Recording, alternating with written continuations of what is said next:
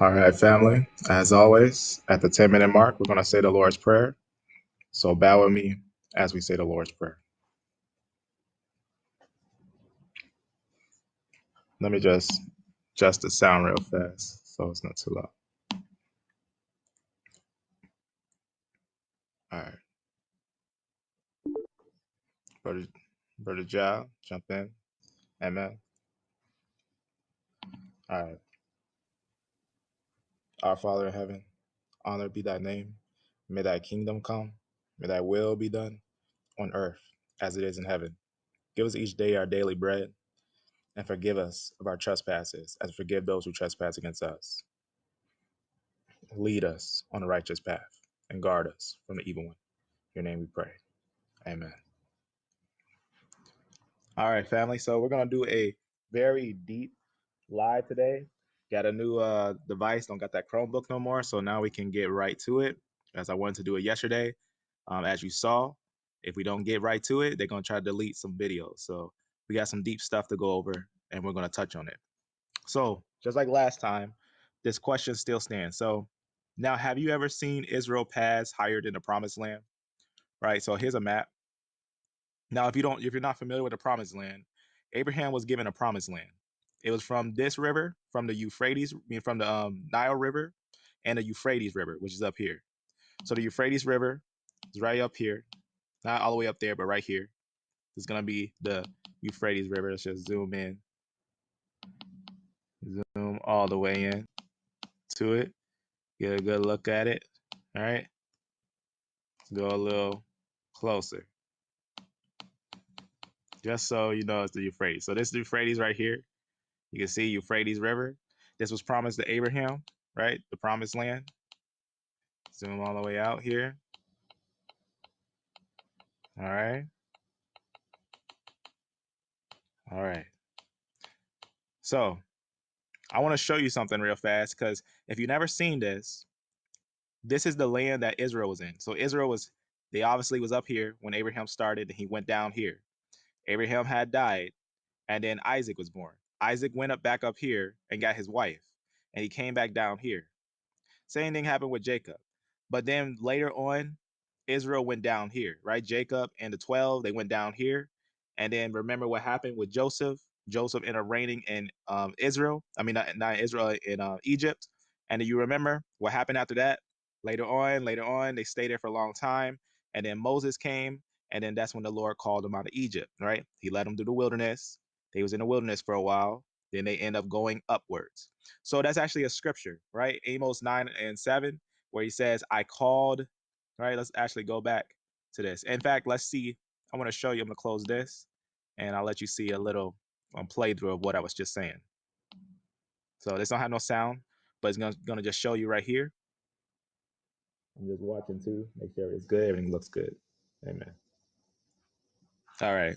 So, it's going to show us first Genesis, how everyone got there and everything, right? The creation, right? We know the creation was over there because the Euphrates River, the Nile, Babel, everything. And then obviously Abraham is going, right? And he's going down, walking around, right? Got to Canaan.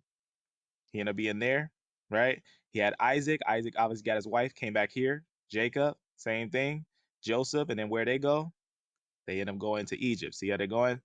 They went up to Egypt, end up sojourning in Egypt for a while, going in captivity, right? Moses in the time of Exodus, right? Exodus, leading them out, Mount Sinai, 10 Commandments, right? They get the 10 Commandments, and then you get all the conquering and Numbers, and then Joshua and all those things, and they end up moving around the land for a while, right? I'm going to pause it there because the rest is self-explanatory. It goes up to the time of Joshua, Kings, Judges, and whatnot. But let's close that. Now, the reason why I wanted to show you that is because if you've never seen this, the reason why they never went that high up is because there is a natural border. There's a natural borderline. And I want to show you that what it looks like in the actual geographic. You see right here? There's a natural borderline in this area. This area is actually where you get the term the Caucasian mountain or the Caucasus Mountains. You can see right there the Caucasus for the sake of understanding. And we're going to talk about that because there is a study going on around that's recent that a lot of people are saying, for the sake of understanding, because we do a lot of touching on a lot of stuff on genetics and stuff like that. And we're going to touch on interesting study, and we're going to work our way there. And let's see if you just realize what we're getting at for the sake of understanding. So remember this area right here. This is a natural border area. It has a lot of mountains. That's why you see it look like that. Israel never went up here. Israel never went up here. But we're going to go and look at an interesting study that I think is very important for the time that we're in. So let's go down and let's look at something. So this was I just went through, right? I just talked about where they were and everything. It's just the scriptures to it and everything. Amos 9 and 7. Let's talk about this. It says, "Are you not as the children of the Ethiopians to me, O children of Israel? Says the Lord." He says, "Have not I brought up Israel out of the land of Egypt, and the Philistines from Caphtor?" See what's going on there? And the Syrians from Ker. Let's go down a little bit. This is very important. Why? Because if you know, north, south, east, and west and whatnot, if you know about those, you'll have no problem with this. I don't like how this thing scrolls up so fast, but I'll work with it. All right. So obviously north, for the sake of understanding, if you don't know what it's saying, he's saying that he called the Philistines from the north. The Philistines actually came from the north, and Israel came from the south. It's very important to know. The reason why is because there is a major genetic study that is very important about the Ashkenazi. And we're going to touch on some things, but before we get there, let's actually touch on this. We're going to first study what this is actually, what's going on right here. So we know that the children of Israel, like I said, came from the south, from Egypt, and the Philistines from the north, right? From Caphtor, for the sake of understanding. Um, and what we got to understand is who is in the north, who is actually in the north. And we're going to look at a very interesting study, and it's going to show you that the Canaanites were in the north and they actually mixed with the Ashkenazi. And we're going to look at that. We're going to look at that study very closely. Let's go down and I'm going to show you why this is so important today. Because if you don't know this, right, here's just an idea of that area in more detail. So obviously Israel was here, right? They went here and they went up. This is the area where the Philistines came from the islands over here, for the sake of understanding. Let's go down a little bit. And let's look at something. So it's just talking about how the Philistines, some different things on how they migrated there. But before we get there, let's look at something. So have you ever heard of the Sea Peoples? Before I show you the study, I want to show you something of the Sea Peoples. This is actually very important to know. So I'm going to show you something real fast. Let's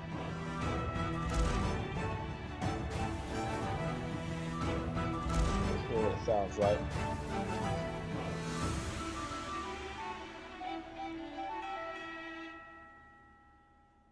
The foreign countries made a conspiracy in their islands. All at once the lands were removed and scattered in the fray. No land could stand before their arms. From Hatti, Kode, Karkemish, Azawa, Alashia, and on, being cut off one at a time.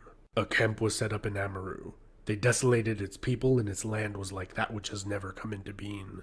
They were coming forward, toward Egypt, while the flame was prepared before them. Their confederation was a Peliset, Tejakar, Shekalesh, Danua, and Weshwesh, lands united. This apocalyptic confederation of marauders has become collectively known as the Sea People. The late Bronze Age world they participated in setting ablaze was inhabited by a conglomeration of wealthy and powerful empires: Babylon, Mitanni, Egypt, Hatti, and the Mycenaean Greeks had ruled the region for many centuries, in tandem with many smaller kingdoms and states. A complex, interdependent cultural, economic, and political order developed between these great states. Dynastic marriages, lavish gifts, and skillful diplomacy between the imperial houses allowed for longer and more frequent periods of peace over a larger geographical area than had previously existed at any point in the Near East. These empires clashed in massive battles and wars. However, the goal was not to annihilate one's foes, but to increase the taxable population and control lucrative trade routes. It was not uncommon for the people of a newly conquered territory to receive a tax break. In the build-up to the collapse of the Bronze Age, the Mitanni Empire fell victim to internal infighting that allowed the Assyrians to obtain independence, and along with the Hittites, cannibalized the alien empire. Now, real fast, I just got to pause it so that I can explain this real fast. So the reason why I'm showing you this, I want to show you something real fast. We're going to come back to this. We're going to see this. The reason why I want to show you this is because few know about these people, the sea people. These sea people actually are who became the Philistines. When you think Philistine, don't just think Canaanite.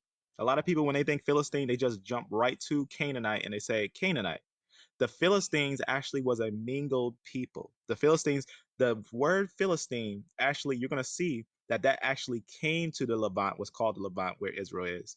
That area is actually named the Philistines for the sake of understanding. It's kind of like naming someone America, right? Well, not America, like American, right? You say American.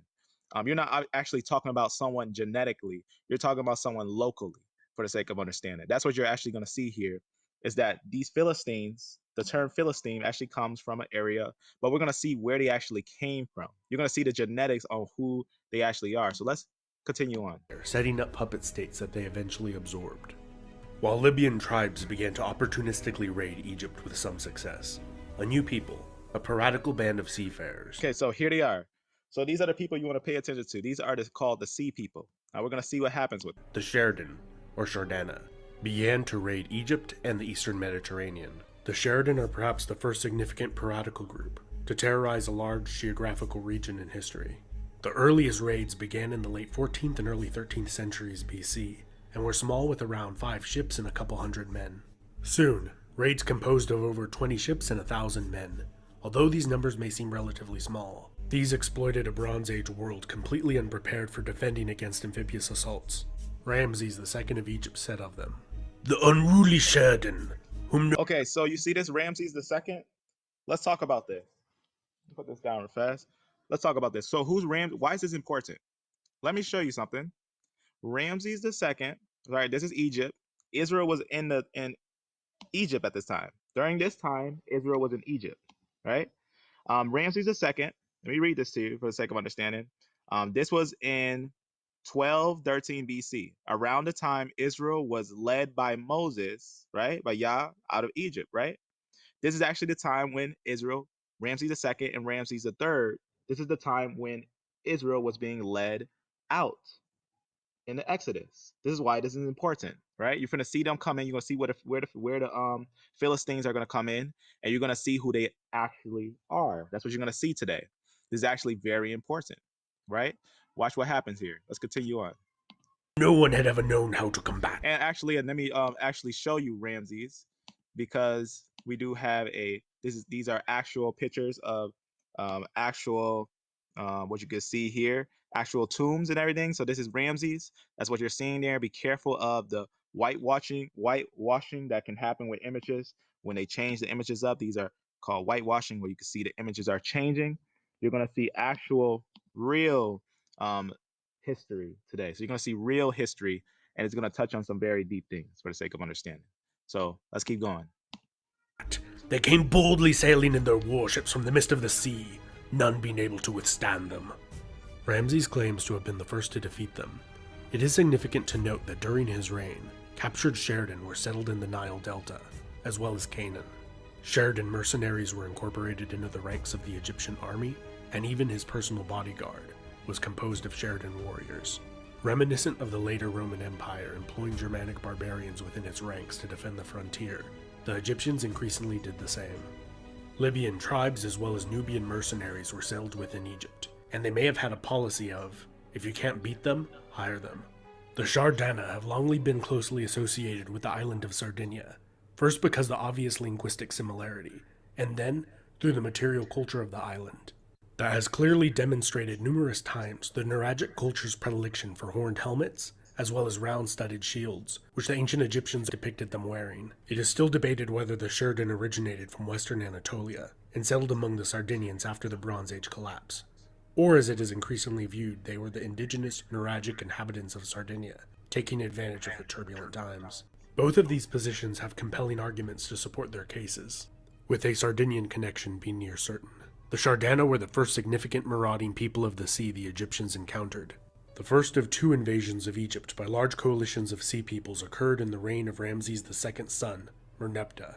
They invaded the Nile Delta in alliance with Libyan tribes who had been longtime enemies of the Egyptians. Again, just a and reminder. several new Remember, groups of again, just a reminder. Remember, this is still where Israel is down there in Egypt. Remember that Israel is down there in Egypt, and they're still making their way through. Just remember that. People. The Shekelesh, Luka, Ekwesh, and Teresh. One of these groups of sea peoples, we know exactly who they were. The Luka of southwestern Anatolia.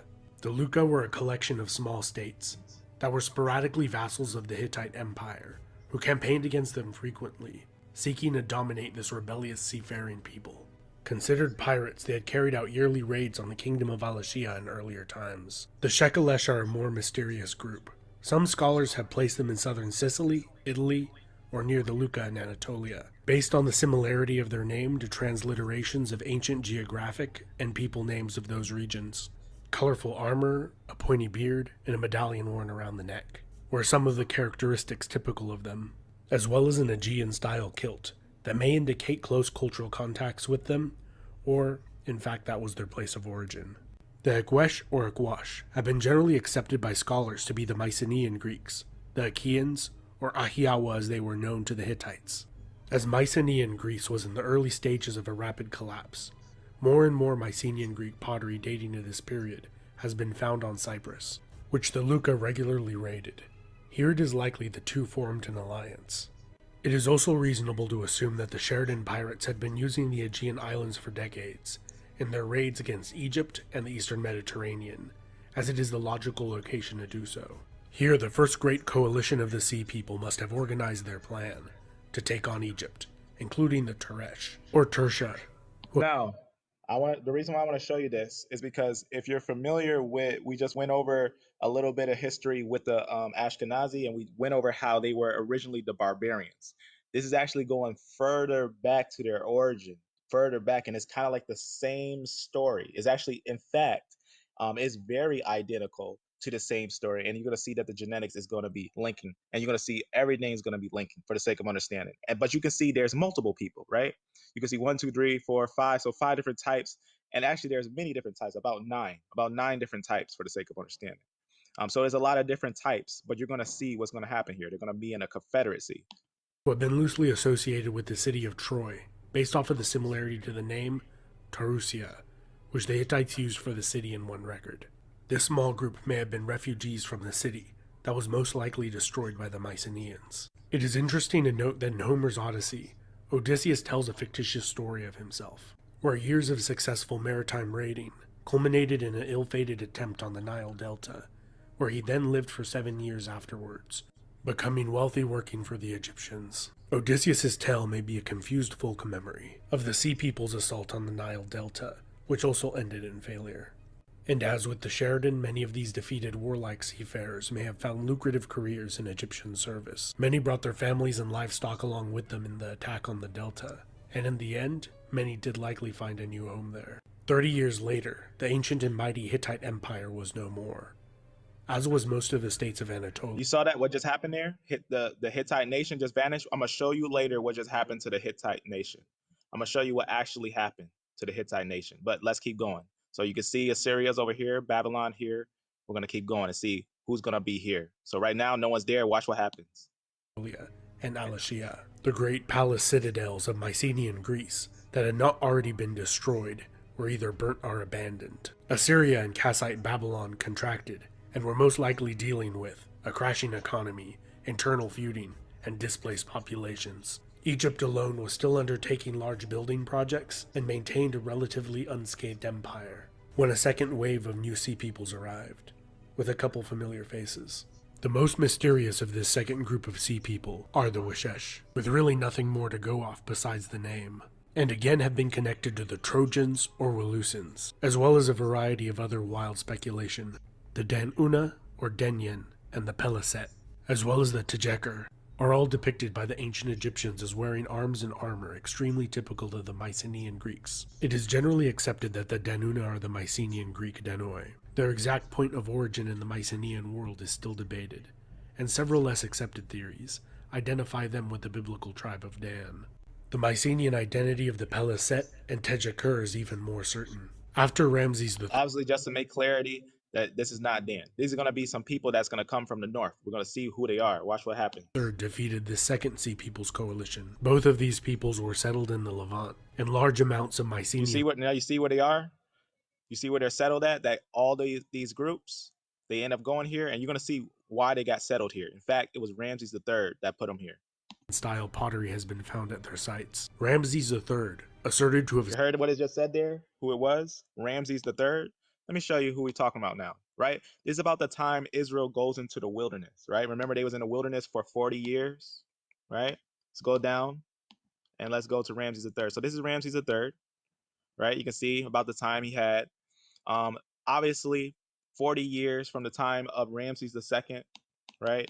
It all depends on what time. So let's say based on some of the different information right here. So like let's say 12, 13, right?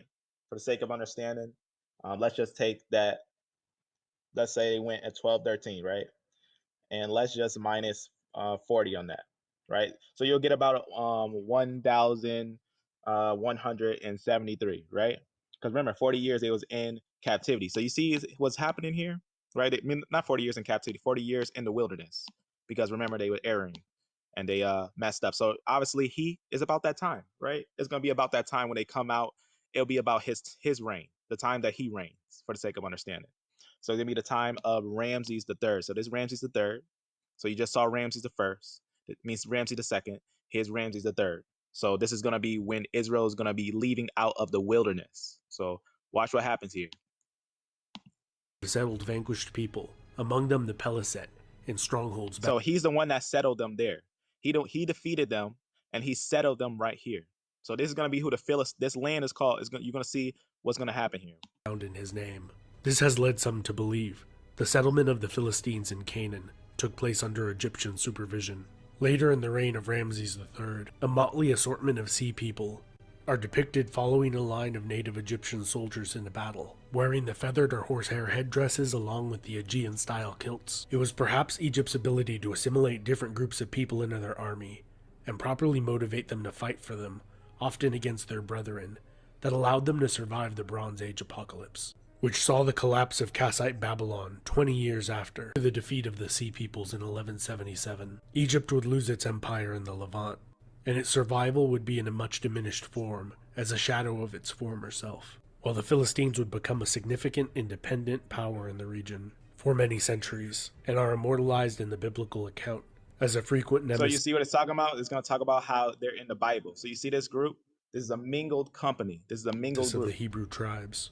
The Dark Age that engulfed the Near East is perhaps the darkest in history. Now it's talking about an age and depopulation. time.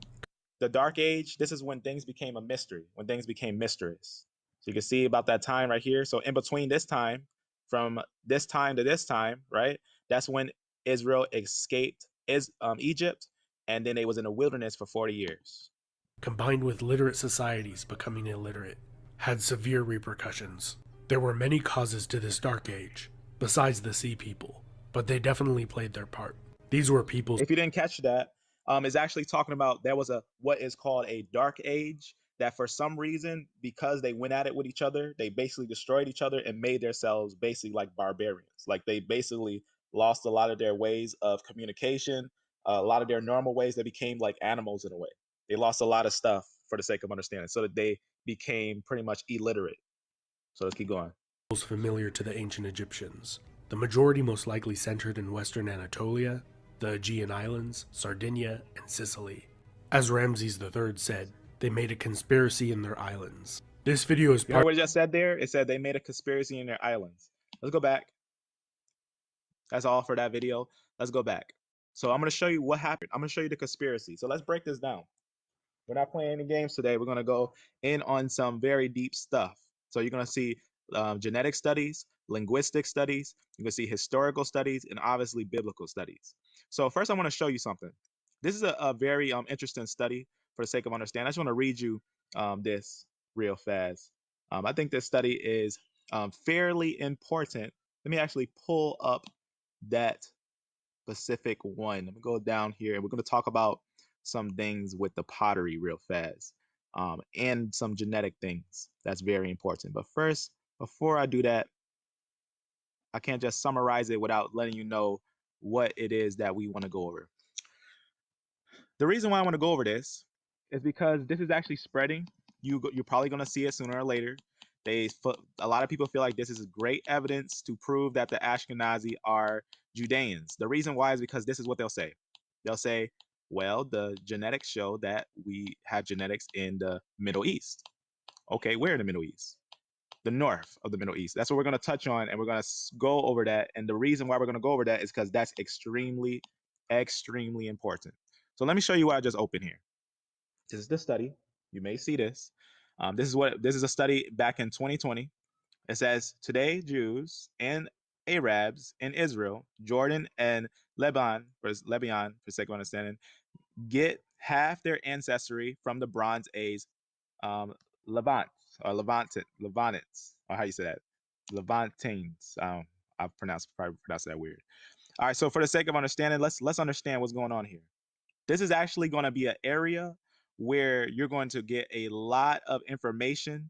And what they actually did, I'm gonna read it to you right here. All right. The researchers also determined that the Canaanites who frequently appeared in ancient sources, right, including the Bible, descended from a mixture of an early Levantan population and migrants coming. Watch what it says. Watch what it says they came from. Coming from the Caucasus region or modern day Iran. Now, what are they talking about here? Where is modern day Iran? Right there. Is that where Israel was? No, that's not where Israel was. Also, where's the Caucasus Mountains? Up here. This is where the Caucasus Mountains is. That right here, for the sake of understanding. We can go in a little bit. This is where the mountains is. See this mountain range? This is known as the Caucasus Mountains. The reason why it's like a natural borderline. That's why I showed you earlier that geography, for the sake of understanding. That's actually going to be where the Caucasus Mountain is, where Georgia is, and Armenia. We're going to look at Armenia. It's very important. This is going to be extremely important. You're going to see some very detailed information today. So we're going to learn about the Philistines. You're going to really know who the Philistines are, because no one actually knew who the Philistines are. You wouldn't even know that. When you read the Bible, you would think they always been there, but no one knew. But let's see what's going on here. So that's what I just read to you. So let's go over this. So there's a big reason why this is big, because they don't just have genetics, they also have pottery. Red and black pottery basically has been found in the Caucasus Mountains, right? As well as Canaanite sites, right? They say Canaanites because that area was also Philistine. Also, it can sometimes be called Canaanite for the sake of understanding. Now, the Canaanites, when we talk about the Canaanite people, that's an individual people that came from Ham, right? That's going to be one group that end up kind of mingling with them. You're going to see the difference between the Canaanites and the Philistines. You're going to see a big difference for the sake of understanding. The mingled people of the Philistines and the pure people of the Canaanites. You're going to see a big difference, right? And it says right here, the site, basically the Canaanite sites far to the southwest. Let's go up. Let me go down a little bit. Let's talk about this part. Actually, right here. Okay. The Canaanites spoke a Semitic language. Actually, I'm going to read you this red square right here. I want to waste your time with that one. Let's actually read this red square. All right. All right. Archaeologists, I'm probably saying it wrong. Archaeologists have puzzled over red and black pottery, right? Discovered at Canaanite sites that closely resemble ceramics found in the Caucasus Mountains, right? Some 750 miles to the northwest. Historians also have noted that many of the Canaanites' names derive from Haran, right? We're going to look at that too. And non Semitic language, right? Non Semitic language originating in the Caucasus. You see what it's saying here? We're going to look at some of those names, right? Think about Ashdod, Ashkelon. What that sound like? You're going to see what that sounds like. We're going to talk about that too, for the sake of understanding. So here's the Caucasus Mountains, just like I showed you, for the sake of understanding, right there on the map. So you can see there is going to be the area right here. So you can see Turkey there, right? Turkey right there.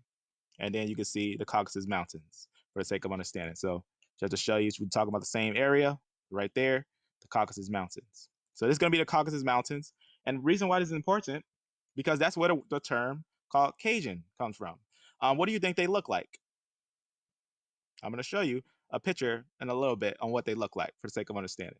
But before I show you that, I'm going to give you a quick understanding. I'm going to jump to 1150 and I'm going to show you some genetic study. So this is actually what you're seeing here. This is a genetic study, right? This is what you're seeing here is actually a genetic study. So I'm going to actually show you a direct answer to this genetic study. I'm going to go to 1150 on this. This just goes over the Canaanite DNA that's found. Because let me actually explain to you, probably not many people know this, but they have a method now to get DNA from ancient peoples. They wasn't able to do that before. They was only able to get DNA from people that was living. But just recently, they had the ability to get DNA from ancient people. This makes a big difference because they never was able to do this before. But now they're able to do this. So let's go up. I'm going to show you something now. I'm going to go to this part right here. So I'm going to show you this. Watch what happens here. Watch what he says. Okay, so what does the DNA say? DNA shows that there are some Philistines. They got some Philistines. Okay, they got some Philistine samples from archaeological sites that are Philistine, and these individuals have European ancestry. Not that much, but they have some. Okay, did you hear that real fast? It said now where did the Canaanites come from? What genetic does the Canaanites come from? The Canaanites, remember, cursed be Canaan, son of Ham, right? The Canaanites come from him, right? Not from Japheth. But what you're going to see here is that this mingled people is a certain people. So we're going to look at that. So most of their ancestry is still indigenous, but they have something different, right? They have something that is Aegean. So the DNA aligns perfectly with what we know historically, right? What we've inferred archaeologically. Now, there's not that much left over from that period, like it's been diluted and mixed in and whatnot. And so, predominantly, it shows that, again, those Canaanite people, the Israelite people, whoever you want to say, the Semitic people, they're very similar to kind of the people you see in the region today. Again, there's some subtle changes, but I think it's mostly a story of continuity with modification, which is very common all across the world. So it's not that different than everywhere else. All right, so we're going to look at this. So the major thing I want you to see from there, because we're going to get a more detailed understanding on that real soon. Let's go down a little bit. The reason why I want you to see that is because this is what it says. I'm going to just show you what the research says right here on this part. Let me just read this to you. All right, researchers also compared the ancient DNA with that of modern populations and found that most Arab and Jewish groups, now the reason why, I'm just going to give you a quick understanding. The reason why is because the Arabs today are not the original Ishmaelites, and the Jews today are not the original Jews. The original Ishmaelites, that's another story. We'll go into another day. The original Ishmaelites were actually darker skinned people, and the original Jews were also as well. It's because they were down there in Egypt and they made their way up. And we're going to look at that for the sake of understanding. And I'm going to show you what these Canaanites actually look like too. I'm going to show you what these look like. And the reason why this is important is because if you don't know this, you're going to have a wool pull over your eyes for the sake of understanding. All right, so watch what it says right here. So the DNA, they compared it with modern populations and found that most Arab and Jewish groups in the region owe more than, note this. Why does it say this? Watch what it says. They say owe more than half of their DNA to Canaanites and other groups that inhabit the ancient Near East. Now, how much is more than half? How much do you think more than half is? More than half is almost 70%. But what I want to show you real fast before I show you that, let's go to 755. I'm going to show you something now. Let's look at that.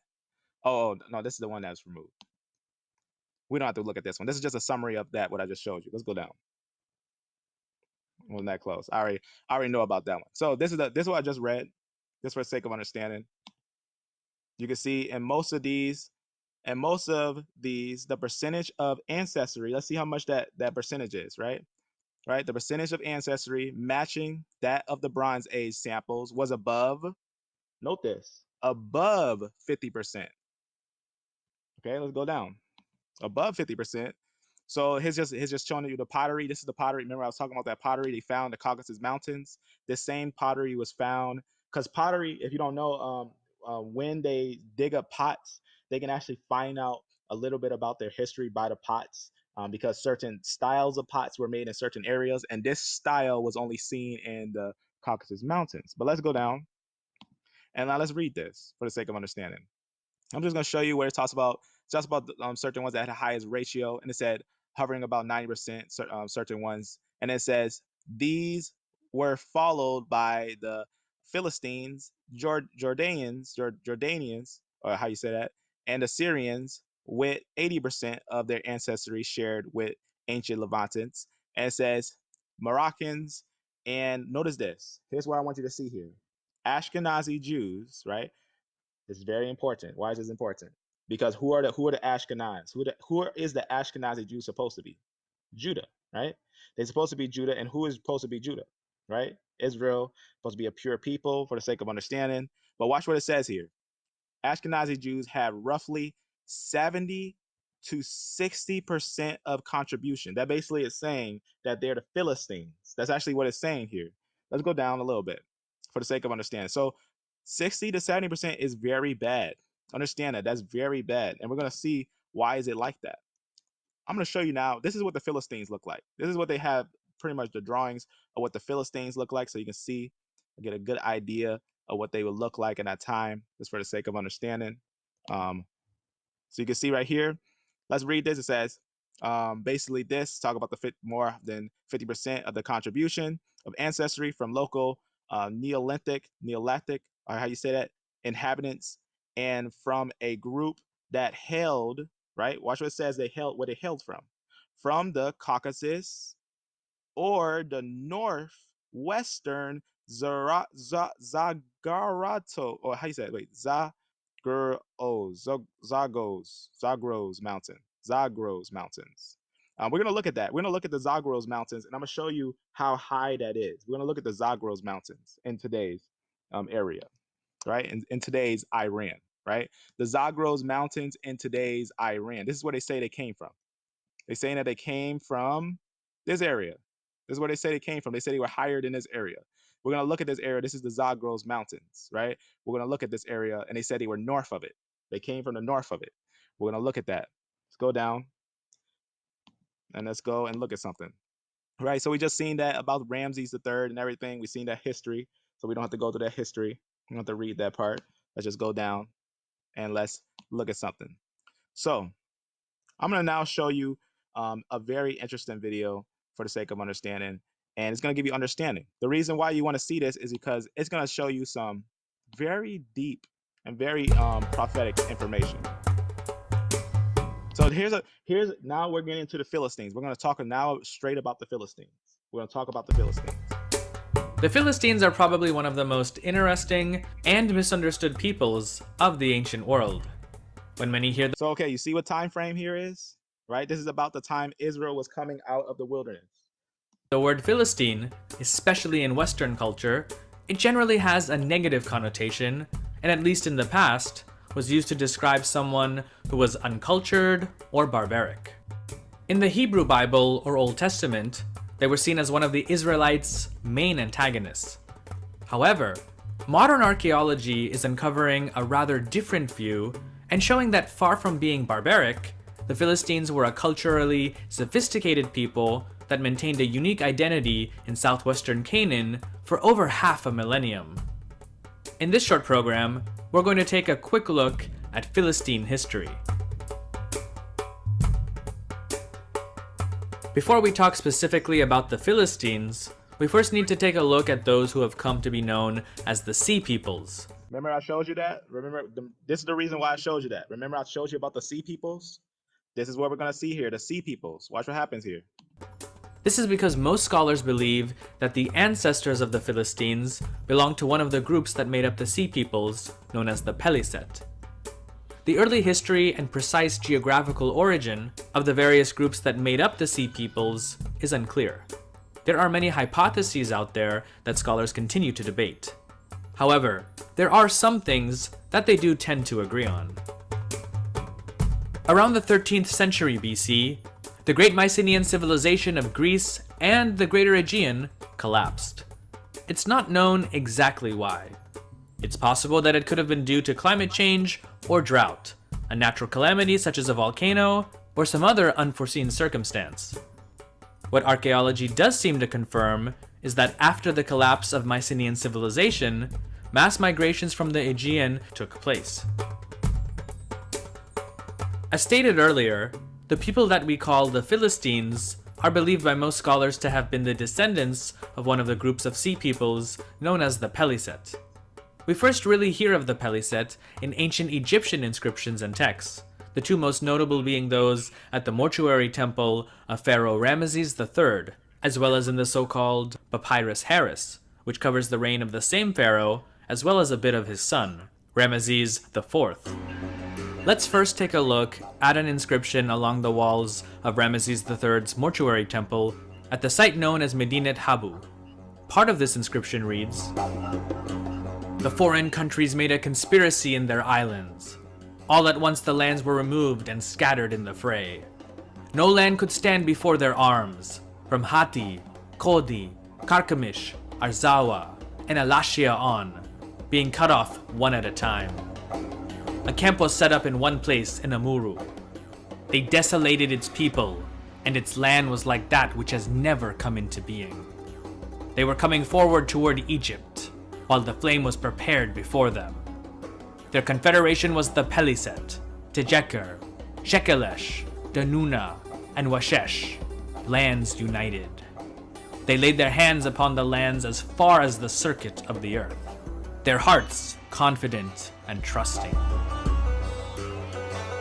This event, or attack by the Sea Peoples, is believed to have occurred around 1177 BC, and mentions the Peliset as one of the conspirators, along with other groups, identified as the Tejeker, Shekelesh, Danuna, and Washesh. Ramesses claims that he defeated them all in one battle on land, and another at sea closer to Egypt, known as the Battle of the Delta. Along with the text are also reliefs depicting the Peliset. They were distinguished in appearance by the wearing of feathered headdresses and what appear to be some type of kilt. They're basically divided up into three groups, as infantry, charioteers, and non-combatants. The infantry and chariot units appear similar to those of the Egyptians at the time. The non-combatants, though, at least in my opinion, are a bit more interesting. They're mostly depicted as men, women, and children riding in two-wheeled carts being pulled by oxen. This seems to indicate that the Peliset in 1177 BC were not simply out to raid and plunder, but were on a campaign whose intention was to relocate and settle in new lands. You really have to give credit to the Egyptian artisans who created these depictions, as they're filled with other details that give us clues as to where the Peliset may have come from. For example, though their ships look quite similar to Egyptian vessels, with their furled sails and single mast, the prow and stern were decorated with birds' heads, very similar to those found on ships from the Aegean from that time period.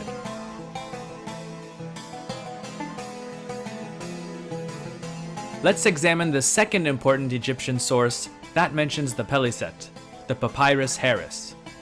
At around 1500 lines of text, the Papyrus Harris is actually the longest papyrus document ever to have been discovered in Egypt.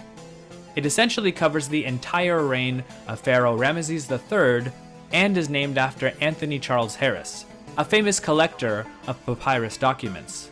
It's a very important source because it tells what happened in the aftermath of the Battle of the Delta. Part of it reads, "I extended all the frontiers of Egypt and overthrew those who had attacked them from their lands. I slew the Denyen in their islands, while the Tejeker and Peliset were made ashes. The Sheridan and the Washesh were made non-existent, captured altogether and brought in captivity to Egypt, like the sands of the shore. I settled them in strongholds, bound in my name. Their military classes were as numerous as 100,000s. I assigned portions for them, all with clothing and provisions, from the treasuries and granaries every year." Ramesses eventually settled many of these people in southwestern Canaan, probably giving Did you hear that? This is what you got to pay attention to. Ramses settled them there. Ramses got all these people and he settled them there. Where's his area? See these lands? We're going to talk them about land this. in return for vassalage and the task of protecting Egypt's border with Asia. The Peliset were specifically given the cities of Ashkelon, Ashdod, and Gaza. Eventually, they would go on to occupy Ekron and Gath, and together, these 5 cities were what scholars call the Philistine Pentapolis. And this, at least according What stage is this? You see, Israel's coming out of the wilderness. They about to come out of the wilderness. to Egyptian texts, is how the Peliset, aka the Philistines, settled in the land that would eventually bear their name, Philistia. See what it's saying there? They end up settling this land. What places did they settle at? Gaza, Ashkelon, Ashdod, Ekron, Gath. Let's look at these. I want to show you something real fast. Let's go back. Right? Think of Samson, right? Samson was going against these ones, right? During the time of Judges. Is the Philistines, right? When they said the Philistines are against you, right? The Philistines are on you, Samson. When Samson had tied his hair, remember, she tried to trick him and get him to tell him his secret, because remember, Samson was real strong. Watch what it says right here in this prophecy in Zephaniah, right? 2 and 4 and so on. It says right here, Zephaniah 2 and 4. For Gaza shall be forsaken, and Ashkelon a desolation. They shall drive out Ashdod at the noonday, and Ekron shall be rooted up. You see those names? You see these names right here, right? For the sake of understanding, matter of fact, let me make sure I read that at the same time while looking at that, so you can see that, because this is actually a prophecy. This is a prophecy to the future. For the sake of understanding, this is actually very important. Watch what it says here, right? For Gaza shall be forsaken, right? And Ashkelon a desolation, right? They shall drive out Ashdod in the noonday, right? And Ekron shall be rooted up. See what it's saying there? Remember, because later on they end up getting Ekron and Gath, for the sake of understanding, and these was fairly connected. As you can see, they're fairly close. So you can see right here, talked about all these areas, and who settled here? These groups, not none of these.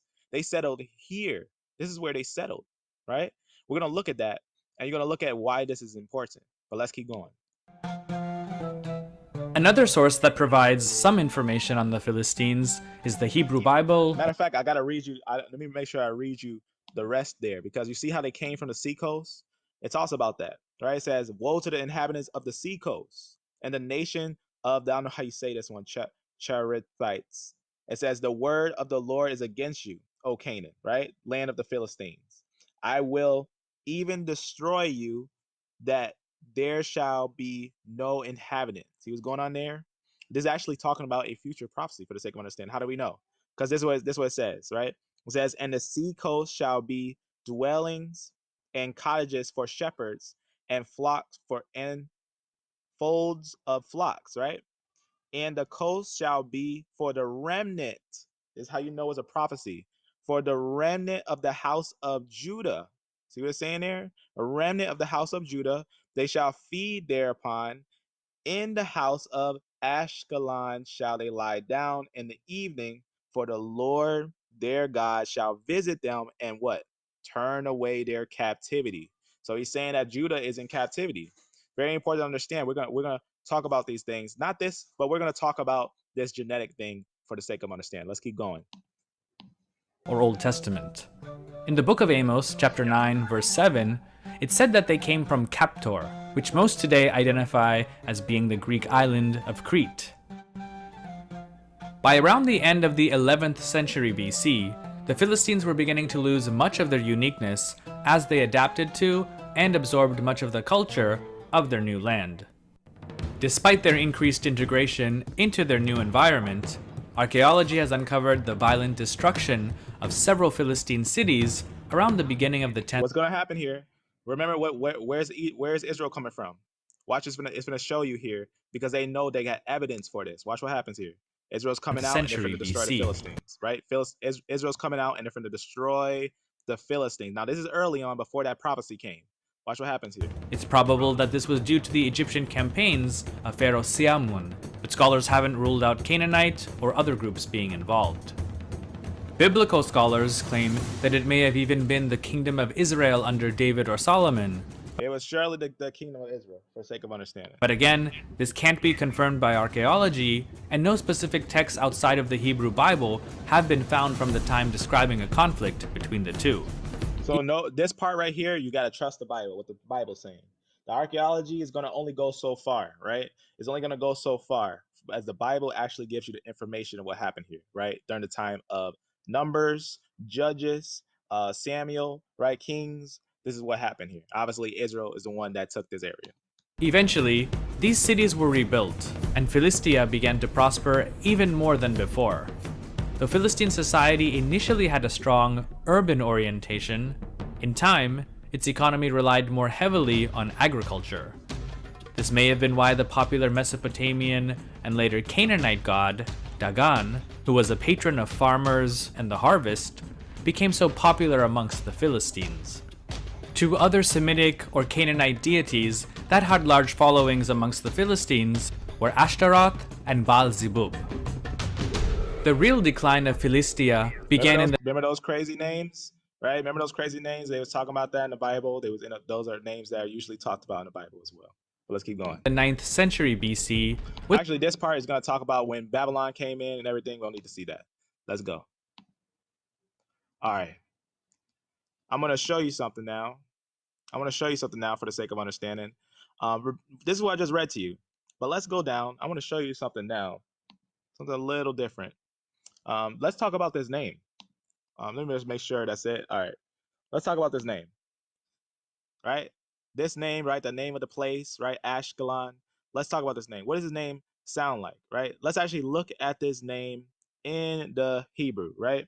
Ashkelon. In fact, this looks identical to the name Ashkenaz. Ashkenaz, you see that word right there? This is Ashkenaz. Very, very similar to Ashkelon. See what's going on right there? Looks also like Ashdod. See what's going on right there? And the reason why is we got to understand what do we have to know about the Canaanites, right? These can't be Canaanites because the Canaanites are from who? Ham. And where did the Ashkenaz come from? They came from, without a doubt, they came 100% from Japheth, right? And that's going to be more the European line for the sake of understanding. As we know, anyone can be saved for the sake of understanding, but we have to lean on truth, right? We cannot promote liars. We have to bring truth. Let me show you something for the sake of understanding. This is going to bring it all together. Now I want to show you. Ladies and gentlemen, welcome to the study of antiquity and the Origins website itself to help people like me and you better understand the subjects of history, mystery, and the unexplained that we all love. I'm bringing you a very special episode. Pay attention to what this is going to say here. You about to see something very important. Episode being titled, DNA Shows Biblical Philistines Came from Europe. New research on Philistine DNA reveals that the biblical enemies of the Israelites were newcomers to the region in the 12th century BCE. But now you may ask, where did they come from? Thanks to modern science and ancient DNA studies, we may now finally have the answer. Their genes actually suggest Southern Europe. An international... Did you just hear what it just said here? This is very, very important. It just told you the Philistines, actually, their genetics actually came from Europe. In fact, what did we just see with the Ashkenaz?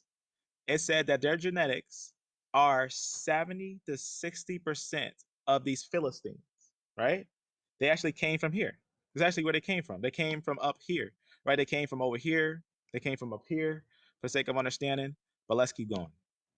Team led by scientists from Max Planck Institute for the Science of Human History and the Leon Levy Expedition retrieved and analyzed for the first time genome-wide data from people who lived during the Bronze and Iron Age, 2 time periods over 3,600 and 2,800 years ago, in the ancient port of Ashkelon, one of the core Philistine cities during the Iron Age. The team found that a European-derived ancestry was introduced in Ashkelon around the time of the Philistines. Where was it found at? In Ashkelon. Where did the sea people settle? In Ashkelon, right? Remember, Ramses III set them in those areas. They mainly had Ashkelon, and they had some other areas for the sake of understanding. Let's keep going. Philistines' estimated arrival, suggesting that ancestors of the Philistines migrated across the Mediterranean, reaching Ashkelon at least by the early Iron Age. This European-related genetic component was subsequently diluted by the local Levantine gene pool over the following centuries, suggesting intensive admixture between local and foreign populations. These genetic results published in Science Advances are a critical step toward understanding the long-disputed origins of the Philistines. And did you know that was being disputed? Did you know that nobody really knew where the Philistines came from? That's what you're finding out now. Now you're getting the full answer to this whole picture. So, for those of you who don't know, you may ask yourselves, who were the Philistines? The Philistines are famous for their appearance in the Hebrew Bible, otherwise known to many of you as the Old Testament, and they are portrayed as the arch enemy. That's Samuel. That's the incident. Remember, they put out Samuel's eyes, and he said, Samuel cried out. He says, "Let me die with the Philistines." So the Lord strengthened him after his hair grew a little bit, and he killed more people in that day. And he died that day, but he killed more Philistines in that one day than all his whole life. Enemies of the Israelites. However, the ancient texts tell little about the Philistine origins, other than a later memory that the Philistines came from Kaftor, which is a Bronze Age name for Crete. This is Remember I showed you that? I showed you that on the map that said that's from Amos 9 and 7, right? They came from this area for the sake of actually found in the book of Amos, chapter 9, verse 7. More than a century ago, Egyptologists proposed that a group called the Peliset in texts of the late 12th century BC were the same as the biblical Philistines.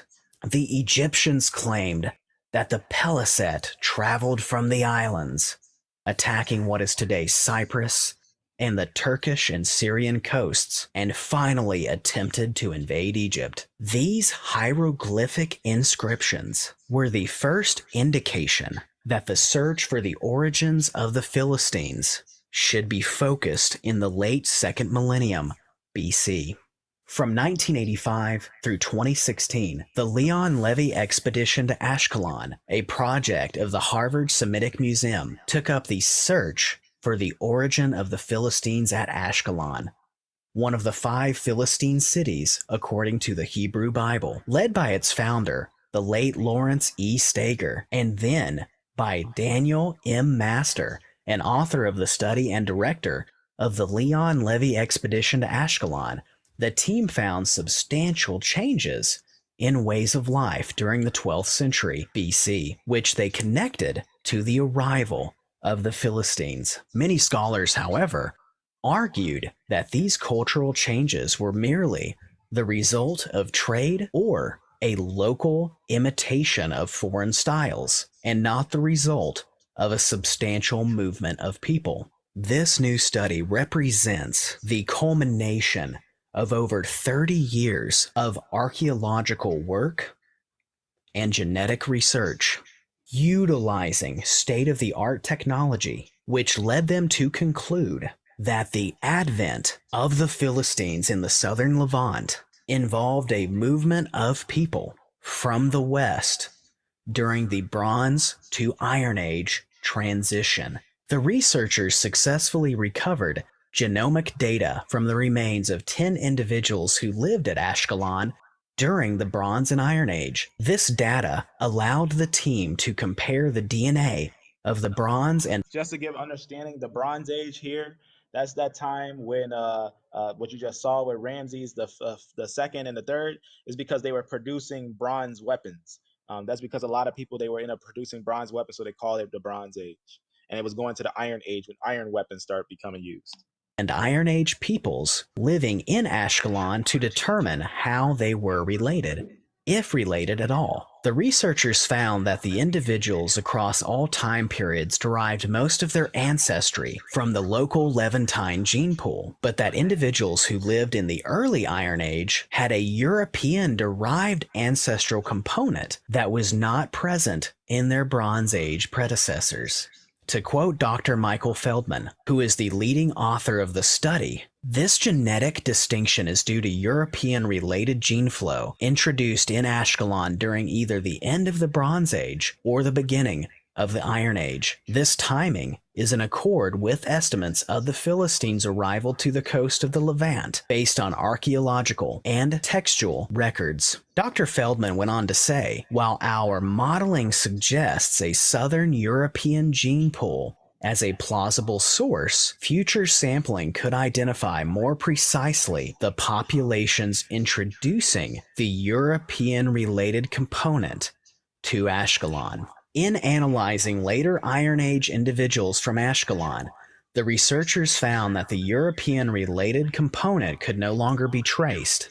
To quote Dr. Zhang of the Max Planck Institute, who is also one of the corresponding authors of the study, he stated, within no more than 2 centuries, this genetic footprint introduced during the early Iron Age is no longer detectable and seems to be diluted by a local Levantine-related gene pool. Dr. Zhang goes on to say, while according to ancient texts, the people of Ashkelon in the first millennium BCE remained Philistines to their neighbors, the distinctiveness of their genetic makeup was no longer clear, perhaps due to intermarriage with Levantine groups around them. Dr. Krauss, a senior author of the study, also stated, this data begins to fill a temporal gap in the genetic map of the southern Levant. At the same time, by the zoomed-in comparative analysis of the Ashkelon genetic time transect, we find that the unique cultural features in the early Iron Age are mirrored by a distinct genetic composition of the early Iron Age people. Ladies and gentlemen, thank you. All right, we're just getting started. Just to let you know, what we just did was just a little. Let me just see. We already finished this one. We're just doing a little warm up, and I'm going to show you what we're actually getting to. So if you see anything so far, we're getting there. Notice in this later one in Zechariah 14 and 21, it says, yes, every pot in Jerusalem and in Judah shall be holy to the Lord, right? The Lord of hosts. And all they that sacrifice shall come and take them, right? This is actually talking about later on the 1,000-year reign. And seeth therein, and in that day there shall be no more the Canaanite in the house of the Lord of hosts, right? It's actually a play on the words Canaanite, meaning sinner, for the sake of understanding. But let's look at something. Now we're going to come back to one of the conclusions that a lot of people try to put off and say that the Ashkenazi are not related to the Khazars. But what you're going to see here is that 100% they actually are the same people. They're the same ones who came there to the Philistines. This is actually a genetic report. I just want to read you this thing right here. This is actually something that I had a while back, but I want to read you what it says right here. Right? It just talks about the pretty much some of the same stuff for the sake of understanding. Although they were dismayed as a bias, right? Talking about some things. However, it talks about right here. However, we found no such bias, right? The close genetic distance between Central European Jews and Southern European populations can be attributed to a late admixture, right? Mixture, right? Because during the time with the Philistines, they end up mixing, right? Admixture. The results are consistent with our previous findings in support of the Khazar hypothesis, right? As the only, let's go down a little bit for the sake of understanding. It's just talking about is matching what they previously tested. It's saying that it's showing the same results. The same results are there. It says both. This is mtDNA is actually talking about the mother's DNA. Both mtDNA and Y chromosome analysis, because Y chromosome is from the male, so it's doing the male and the female for analysis, yield high similarities between European Jews and Caucasus populations rooted in the Caucasus, right? In support of the Khazarian hypothesis. I can probably keep saying that weird. Pretty much theory, the Khazar theory is pretty much saying it's not a theory. That's what they're pretty much saying, is that the Khazar theory is not a theory anymore, for the sake of understanding. Here's another one: the decrease in total IBD between European Jews and other populations, combined with the increase in distance from the Caucasus, support the Khazarian idea, for the sake of understanding.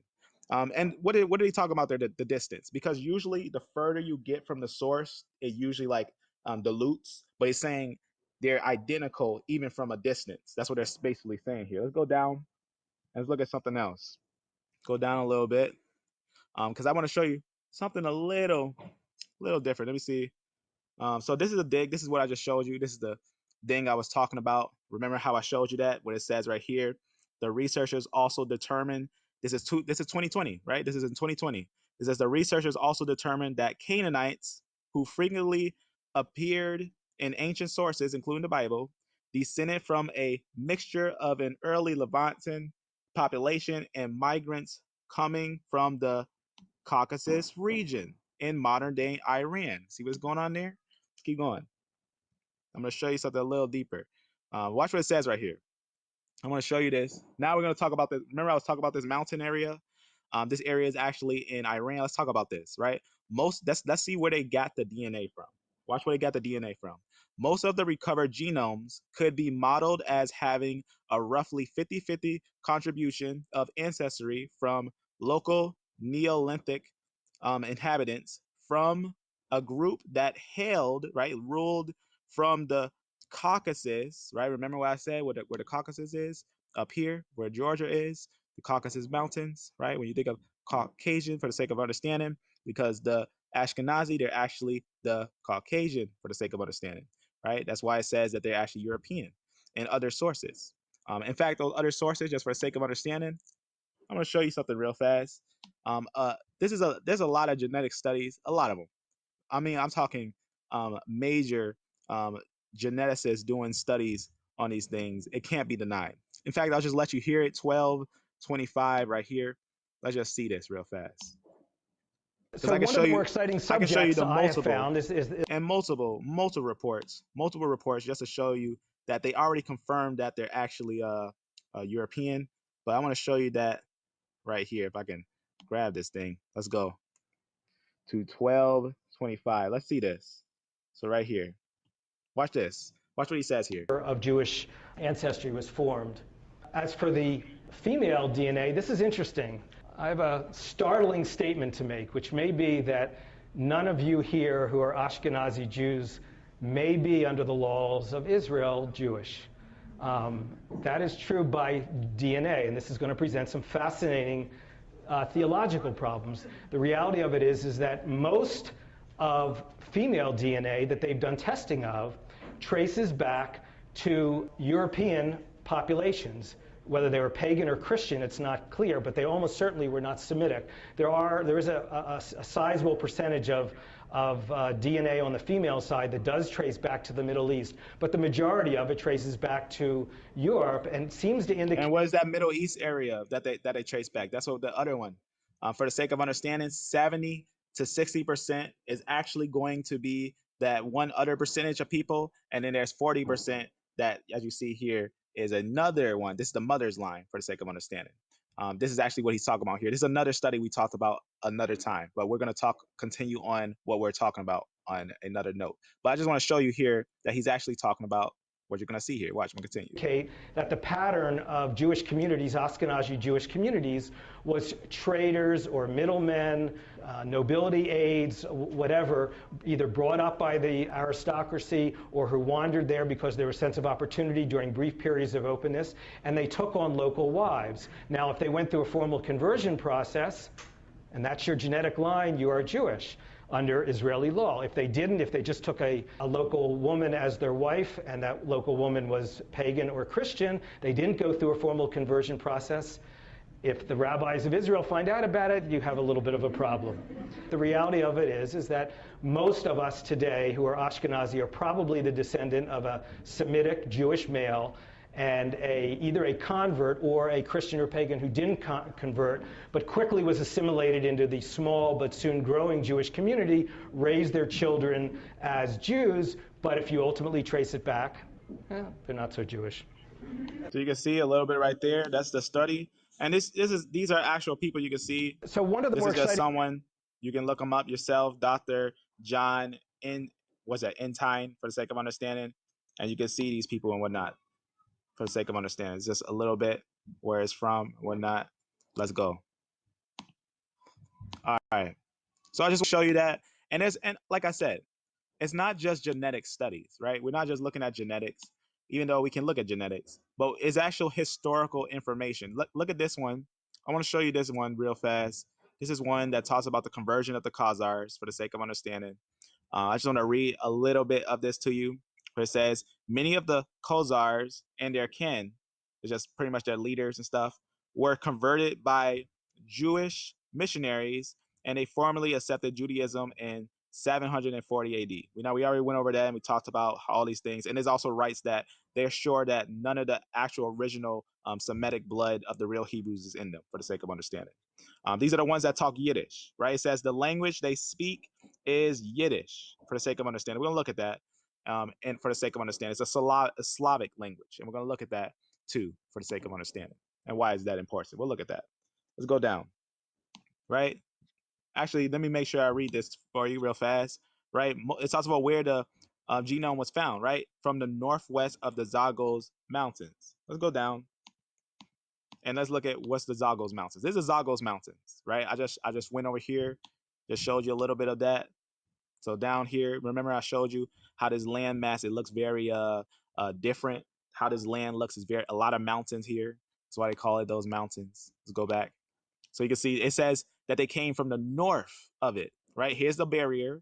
They said they came from the north areas of it, so above these mountains, right? And how far is that from the Euphrates River?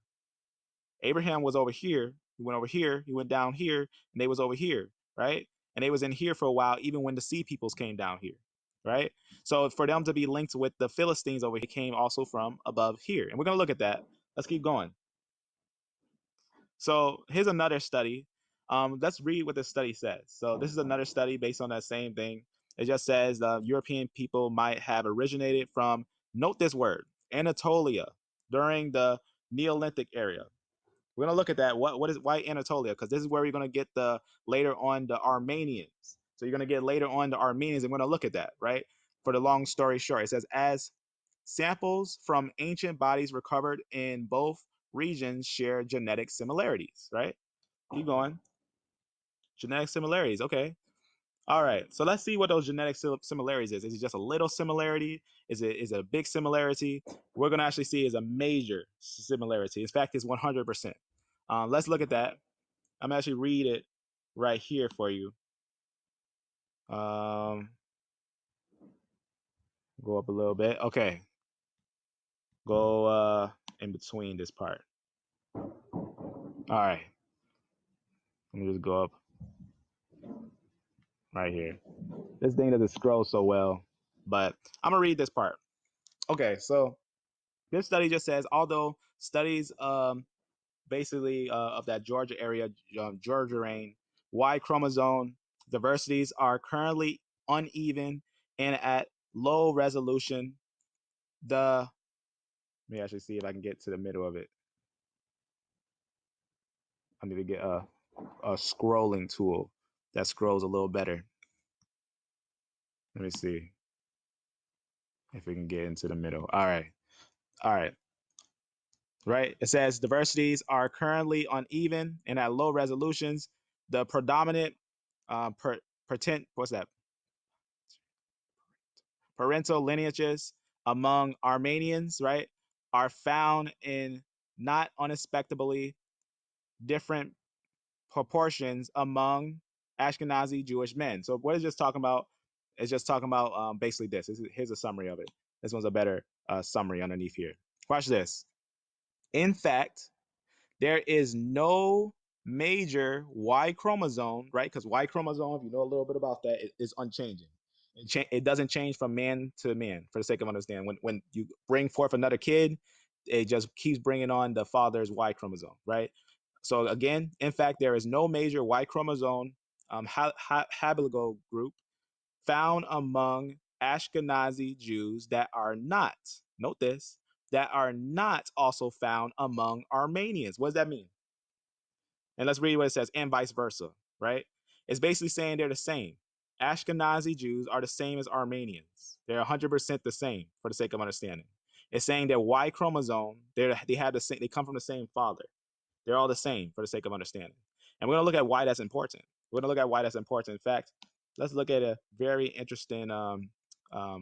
This one, not a lot of people seen this, but I'm gonna show you something. 31 and 10. Let's see something here in 31 and 10. And you're gonna see a very interesting From the Library study of here. Congress in Washington, D.C. Let's go up. So right about a rainbow of colors, okay. and after about 7 or 8 generations, you can start missing out on bits of DNA from specific great grandparents. But okay, right here it goes. Here it go. This is interesting to study when you study a full-blooded Armenian to compare him to other populations. But to go back into the deep history, we're interested in markers which don't get mixed from one generation to the next. And one of them is the Y chromosome. Men get it from their fathers, who get it from their father, who get it from their father. There is no input on the mother's side. So this image shows you exactly that when you get tested for your Y DNA, you're testing one little bit of your ancestry, but it's one unbroken bit from father to son, or son to father to grandfather on the paternal side. And it goes back to the dawn of time, really. You can go back a long time. And what's interesting about this also is the results when you get tested are valid for your brothers, for your father, for your paternal uncle, for your cousins, paternal cousins. So one test is good for everybody. On the maternal side, you have in each cell something called the mitochondria, which is an organism that has been living in symbiosis with human cells for a long time. They're used in energy transfers within cells.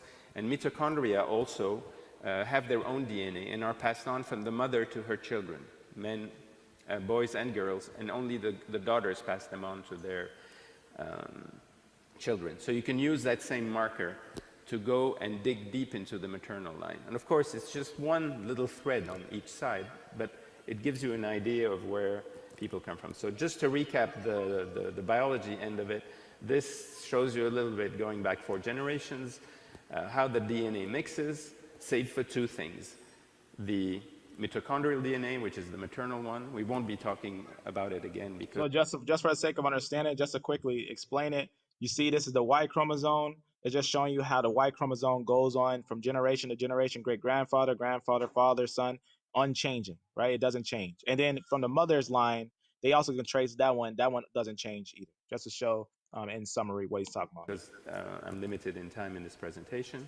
And the paternal DNA, which is here shown in blue. The rest is all a soup of the DNA of all the ancestors. The only mention I'll make of autosomal DNA, because it's one of the questions I asked before. When you take a 100% Armenian and you compare him to a number of different 100% Armenians, and then you compare him to Turks and Azeris and Syrians and Georgians, you can make comparisons. And when you plot this autosomal DNA of living people using something called PCA, principal component analysis here, you can get graphs like this which show who Armenians cluster with.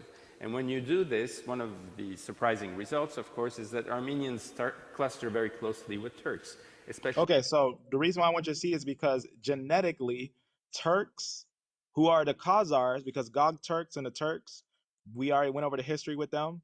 Those are actually going to be the same as Armenians. If you want to find the Turks, the Khazars, you want to find who the Armenians are, right? You want to find out who they are. They're the same people. In fact, they rule in the same area for the sake of understanding. Let's go. I'm going to show you something else on this video. I just got to find the timestamp. So they're mingled people. Let's just keep, let's go up a little bit. In fact, before I do that, I just showed you this one right here. I just went over that one. Now let me go up, because right here I'm gonna go over this again, the little history on this, the history on all these things, because that other video it was like lagging and stuff, but we'll go over these things, right? I already went over this stuff. I just want to quickly summarize it, right? The Gog Turks, the Turks, right? This is actually where the Khazar, this is where Khazaria came from, right? It came from the Turks, right? Khazaria, right? Armenia, right? Khazaria, Armenia, all these are the same people for the sake of understanding. There's the Caucasus Mountains, right? That's actually where they're saying they came from. They said it came from the Caucasus Mountains, where Armenia is and the Khazars are, for the sake of understanding. Pontus, for the sake of understanding. Let's go up. I'm going to show you something. I'm going to show you something really interesting.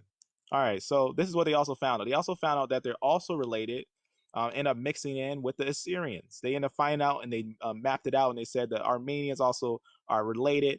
They end up mixing and mingling with the Assyrians after the Assyrians took them over and whatnot. That was a later findings, though.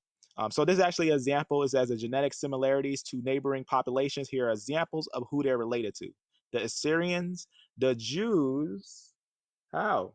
How are they related to the Jews? The Turks, and Azeros. Who are they talking about when they say the Jews? How can they be related to the Jews? Because they are not the original people. In fact, I want you to see something right here. Let me actually go up and show you something here for the sake of understanding. Let me actually go up a little bit. Let me just see if this is it. This is just something about the Ashkenazi for the sake of understanding. Let me go down. So it just talks about how the Ashkenazi, basically, they end up getting into it with the Assyrians and stuff, and it kind of mingled through, just for the sake of understanding. Let me go down and show you this actual genetic study. Let me just see. All right, right here. So this is gonna blow your mind. They're gonna 100% put it all together. You're gonna see the whole picture all together. 55 and 20. Let's go here. Same video. This is a Library of Congress, for the sake of understanding. And just in case, I got that right there as a copy to it.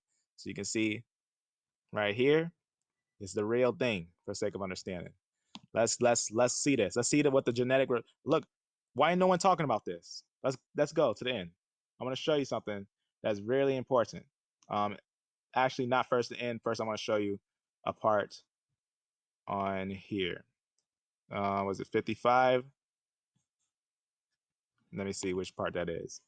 And 20. It's two parts. It's this part. I mentioned earlier that we were else. very close to the neighboring populations. It's the part that I just screenshot. Watch this. When you look at our overall DNA, but when you plot the Y DNA, in fact, you don't have to see this. It's just going to talk about the Assyrian line. This is just for later on when I go over their origins and stuff, how they also are mixed in with the Assyrians. It's actually a different part I want to show you. Let me actually see where that timestamp is. Let's go. Let's go up. Sure, it might be mentioned up here. Let's go up a little bit. Just note that timestamp. In fact, I think that, let me go up. Let me go back to that point, because I want to show you it's a timestamp at the end. I just don't want you to sit there and watch that. It's a very informative video, but I don't want you to see the whole thing. Yeah, let me just see what this thing is right here at the top. That's just the Jewish library. Okay. I think it's right here. I didn't put no information on this, but let me see. Armenians who belong to this interesting Okay, that's the same thing. Let me close that. All right, I'm gonna show you that point. I'll just show you that point. For example, let's go up. it's about here. I'll show you where it's at. Let's see. 25. The crown, and Tadawur is Tadavor, the king. Let me just see if I put a An allusion timestamp. to the reference to their royal background. So now beyond the Ossetians, and that's why I chose these case studies, all of this, the Armenians who are A2, the Georgians and the Ossetians, the people then closest to them, they are relatively numerous, and they all indicate various countries of Eastern Europe as place of origin. You heard what he just said there? He said the Armenians are from Eastern Europe, right? Now watch what he says here. Watch what he says here. This is going to be the deal sealer. Watch what it has here. Watch what happens. And all of these people are of Ashkenazi Jewish ancestry. He just said, what did he just say? He said the Armenians are also Ashkenazi Jews. Watch what he says here. In all likelihood, the connection between them and the I2C from the Caucasus must have taken place through the Khazars. You heard what he just, I don't know if you caught that. He just single-handedly said, this is what he said. He basically said, let me just go back a little bit. See if I can do that on here. Actually, I can't. I'll go back just a little bit on that one. He just verified that the genetics, everything that you just saw verified it as well.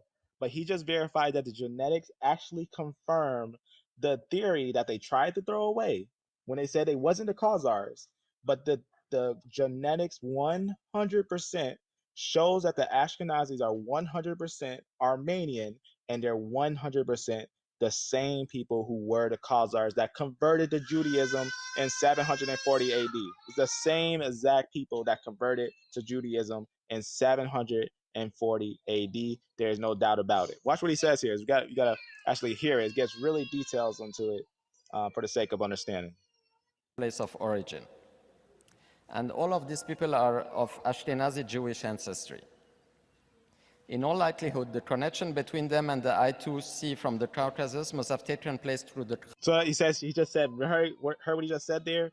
He said, in all likelihood, the same thing that has to do with the up there in the Caucasus. Watch what he says here. Watch what he says. Khazars. He says the Khazars. He just said he said they're the same as the Khazars. Long story short, for the sake of understanding. So that timestamp will be at 1. Let me actually make sure I note that on there, because this is actually a very important part right here. Let me actually go up and put that there. 1, and because understand this note is in the description. And the reason why I want to show you this is because this is something to reflect back on, to understand that this world that we're in is full of more lies than this world knows. And in fact, the truth is known, but the truth is not in media. Or could you imagine them going like, well, okay, guys, we just found out that the Jews that are in the land of Israel, they're actually not the Jews. Can you imagine that? How much controversy that would actually cause? Let's go back. Let's hear it one more time. Relatively numerous, and they all indicate various countries of Eastern Europe as place of origin. And all of these people are of Ashkenazi Jewish ancestry. In all likelihood, the connection between them and the I2C from the Caucasus must have taken place through the Khazars. It would be difficult to conceive of another possibilities. He said it would be difficult to perceive of another possibility. That's what he's saying there, because of the connection is so much connection. Let's keep going, because it gets more into it to the end. Between the Khazars and Ossetians in the Middle Ages are well known, not to mention the episodic Khazar invasions of Transcaucasia. So to conclude, thanks to a few people we have tested, a little bit of saliva, this is what we have been able to determine. We have been able to find out the YDNA of the original Bagratid dynasty. The Georgians have been working on the Bagratid dynasty, but in the case of the Georgians, it's descent through female line, because Queen Tamar married an Ossetian prince, David Soslan, and from then on it is the line of David Soslan. So they did some DNA testing, and they belong to the line of David Soslan belongs to the Q1 or something like this line. It's something which kills the Georgians, that they're royal families of Armenian origin, the Bagratian, and then from an Ossetian, David Soslan. It's really something very difficult for them to swallow. We have been Heard what he just said there? He said it's very, very difficult for them to swallow because the information is undeniable. able to find the origins of the house of Hachen, the Hassan Jalalian,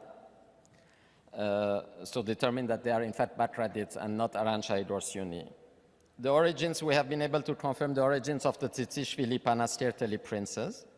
At some point I thought maybe they may be Mamedonian because Tait belonged to the Mamedonian before it passed to the Patratids, but obviously they are Patratids and not.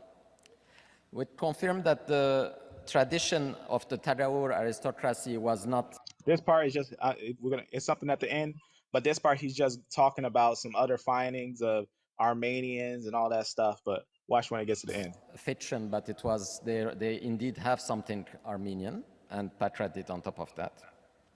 And also the links between Ossetians and Khazars. I mean, Ossetia, Alania was included as part of was vassal of the Khazar kingdom. See what he's saying there? He's also talking about how Armenia was connected with the Khazar kingdom, which I just showed you on that map. Let's keep going. And we have been able to establish that at least some Ashkenazi Jews are indeed of Khazar origin. What did he just say there?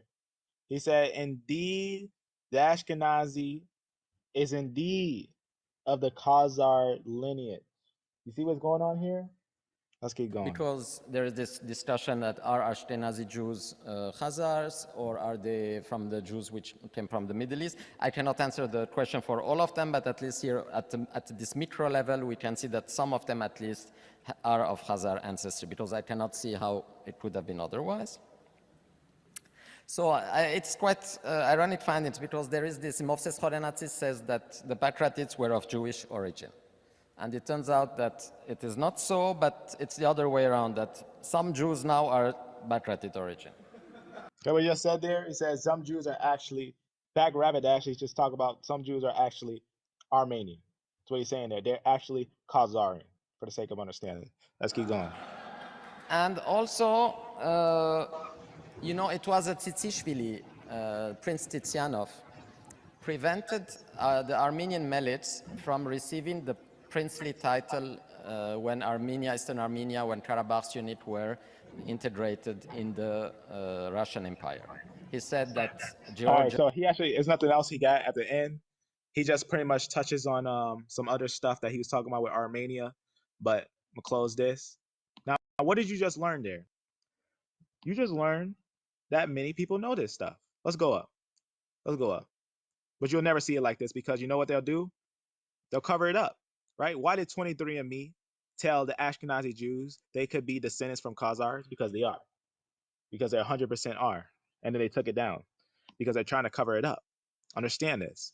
And I already went over that. I showed you how they're the same. That's because that's who they are, right?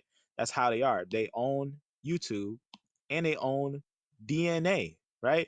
Meet the sisters who run YouTube and 23andMe. Who are they? What race are they? What are these people, for the sake of understanding?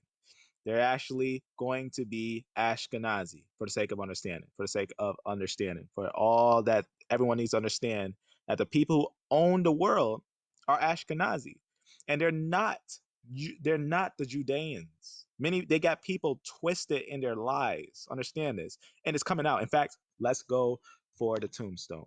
Let's go and see how they actually finish themselves off. Let's go down, because you haven't seen nothing yet, for the sake of understanding. Now, what did we just verify? We just verified that they are 100% Armenian, right? Let's just look at that. Let's look at that study one more time. And that's 100%. They also verified they're 100% Khazarian, for the sake of understanding. Other studies also confirm the same thing, for the sake of understanding. Go down a little bit. So right here, right, it says found among Ashkenazi Jews that are not also, wait, let me go up a little bit to this. This is the part that I want you to look at, though, if I can get to the middle of it. Okay, right here. This is the part, see what the arrow is? This is what I want you to see, and the vice versa. Is that, in fact, there is no major Y chromosome, right, the father's line, hylogroup group, found among Ashkenazi Jews that are not also found among Armenians. So I guess Armenians are actually Jews then, supposedly to their doctrine, for the sake of understanding. You see what's going on here? It says in fact, there is no major Y chromosome haplogroup found among Ashkenazi Jews, right, that are not found among Armenians and vice versa. See what's going on there? That's what we just seen. The man just talked about. Let's go down. I want to show you something. Why is this important? So Armenia, just showing you that where Armenia is and whatnot. You can see up there. Where is it at? Up there in the Caucasus.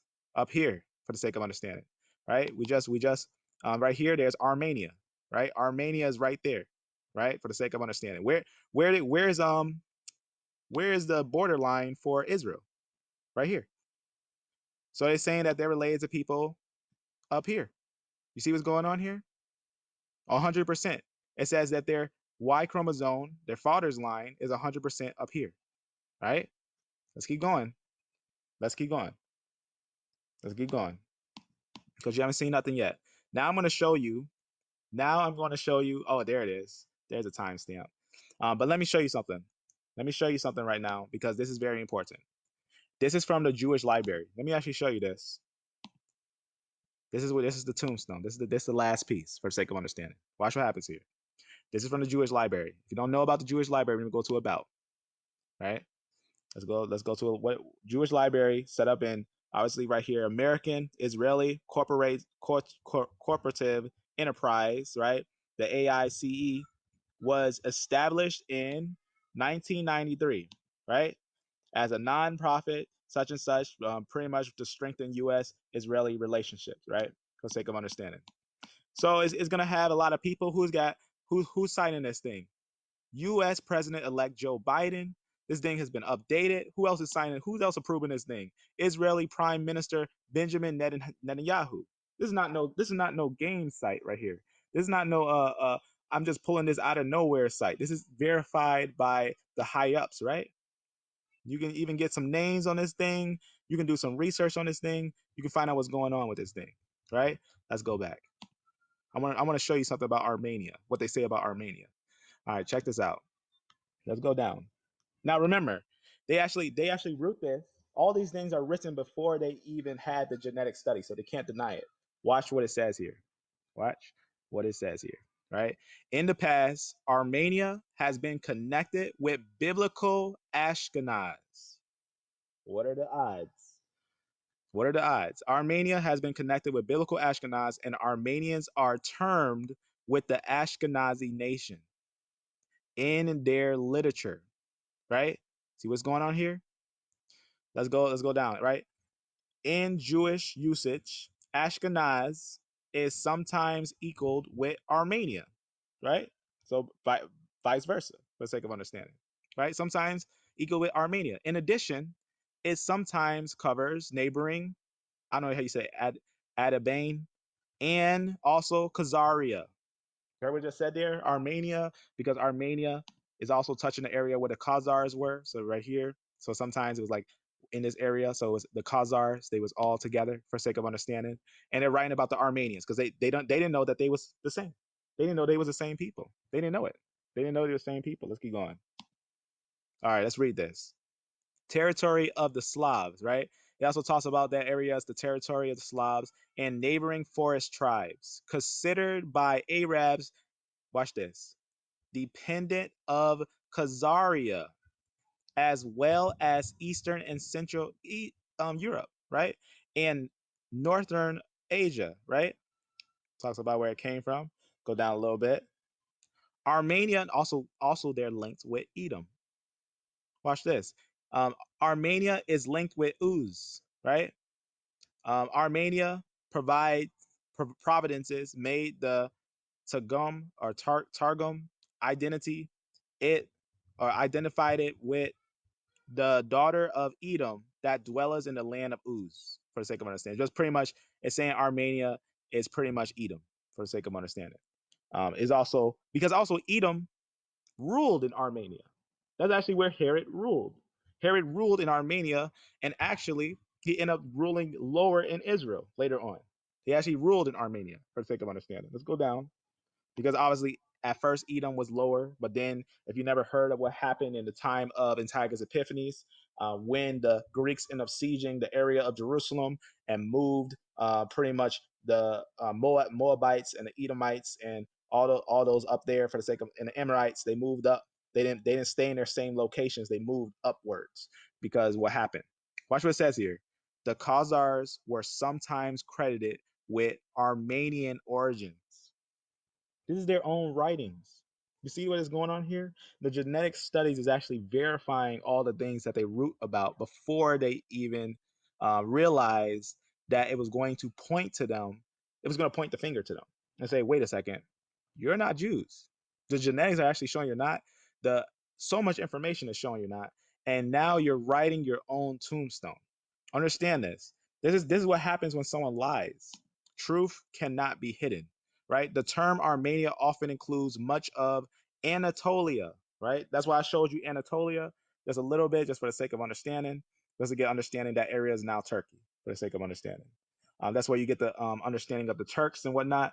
Now let's talk about how we also know by linguistics. It's not just verified in genetics. It's also verified in linguistics. Let's see a linguistic study. So 4 minutes to see it. The question we've been trying to answer is a question that has been under debate for the past couple of decades, mainly between linguists. And that question is the origin of Yiddish language.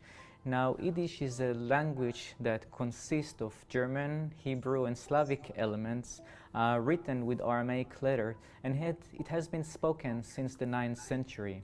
The prevailing view is that Yiddish is an old German dialect, where the alternative view is that Yiddish is a Slavic language that used to have Slavic words and grammar, but over time it shaded its Slavic lexicon and adopted German words, while retaining the Slavic grammar. In a sense, Yiddish speakers sounds like Yoda from the Star Wars universe. Yoda's language also consists of words in English, real and made-up one, like Wookiee and Jedi, but the grammar is off.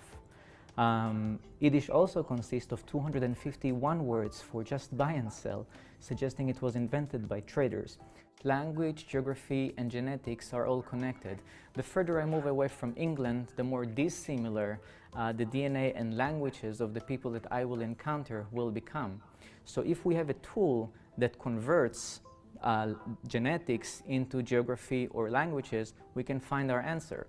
Fortunately, in 2014, we published the Geographic Population Structure, or GPS tool, that does exactly that. GPS converts DNA information into geography. So to answer the hypothesis of where Yiddish speakers came from, we apply GPS to the genome of Yiddish speakers to find where their DNA is from. Surprisingly, GPS took us to northeastern Turkey. At first we did not understand the result, but when we looked at some old books, we found 4 ancient villages named Ishkenaz, Eskenaz, Ashanaz, and Ashkuz, names that may be derived from the word Ashkenaz.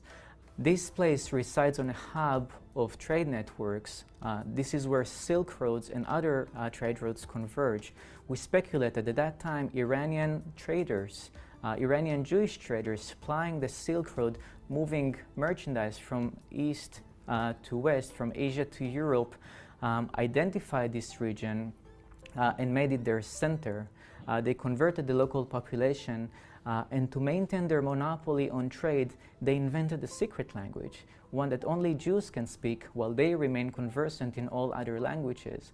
With their secret language, they could move all their merchandise back and forth and move information between East and West to maintain their monopoly. Shortly after they invented the language, they relocated. The young Ashkenazic Judaism was relocated to Khazaria, and some 500 years later, when Khazaria was destroyed, they moved to Eastern Europe. At that time, the network collapsed and Ashkenazic Jews separated from their brethren of the Iranian Jews, and the two populations went their separate ways. Yiddish was stopped being used as a trade language and was now start accumulating words in German while retaining the Slavic grammar. Our results are consistent with the Slavic hypothesis, suggesting that Yiddish has a Slavic origin. See what it's saying here is the Slavic origin. We're gonna look at that real and that fast. it has originated in ancient Ashkenaz that is located in northeastern Turkey. By applying GPS to the genome of Yiddish speakers, we were able to find ancient Ashkenaz in villages where the DNA of Yiddish speakers has originated probably over 1500, 2000 years ago. The search for ancient Ashkenaz has been going on for about maybe over 1,000 years. And now we believe we found it. Of course, this needs to be verified with archaeological evidence. It has been verified with archaeological evidence, family. So this is what I wanted to show you, because this stuff is so important to know, because if you don't know this stuff, they'll try to pull one on you. I got some information under here. I'm not gonna go over it right now, but it just talks about a little bit of the Slavs and everything. Here's just a little bit of it, the linguistics. There's also a linguistic study, right? You can actually see, I'm gonna go up a little bit and just show that. I went over that before, but we're gonna go over these things another day for sake of understanding the actual historical information, because there's historical information to these things. But you can see it just talks about where they was up here and how they all mingled up and they went around and everything. Go up a little bit, see if I can find just that linguistic study. Actually, it's down here. It was right under there. Some of these are also that same linguistic study right here. There was multiple studies to also that confirmed the same thing. They found out they were all up here. There was that language, the Yiddish language, it was all up there for sake of understanding. That's that study of linguistics studies language. So right here, here's a map of the linguistic study a little bit. Talks about where they started out and they spread out to the dark area and they shot out from different areas. So you can see a little bit on that one. So you can see kind of they went out different areas. You can see where it is, right? The Khazars were over here. And this is where those cities, those little lands with that Ashkenaz names and whatnot. Go down a little bit. Here's another one. You can get an idea of the pretty much what the Khazars, you can see where they lost and where they got victory and whatnot in different areas. So they were trying to move around. These people, they were trying to move around for the sake of understanding. They had a lot of confederacies going on. Let's go back down. So a lot of confederacies, even now, is a confederacy. Like I said, the time in the Bronze Age, it was just like what happened with the Barbarian time. And a lot of people may not know this. We're in more of a prophetic time than many people know, right? This is the area. This is the borderline, right? Israel was down here. They were up here. They were up in these areas, right? This is where they are. This is where they were, for the sake of understanding these mountains, right? They were up there. That's why you see right here, these look like a little rougher. These are mountains over here. So they was up there in the mountains. Let's go down a little bit.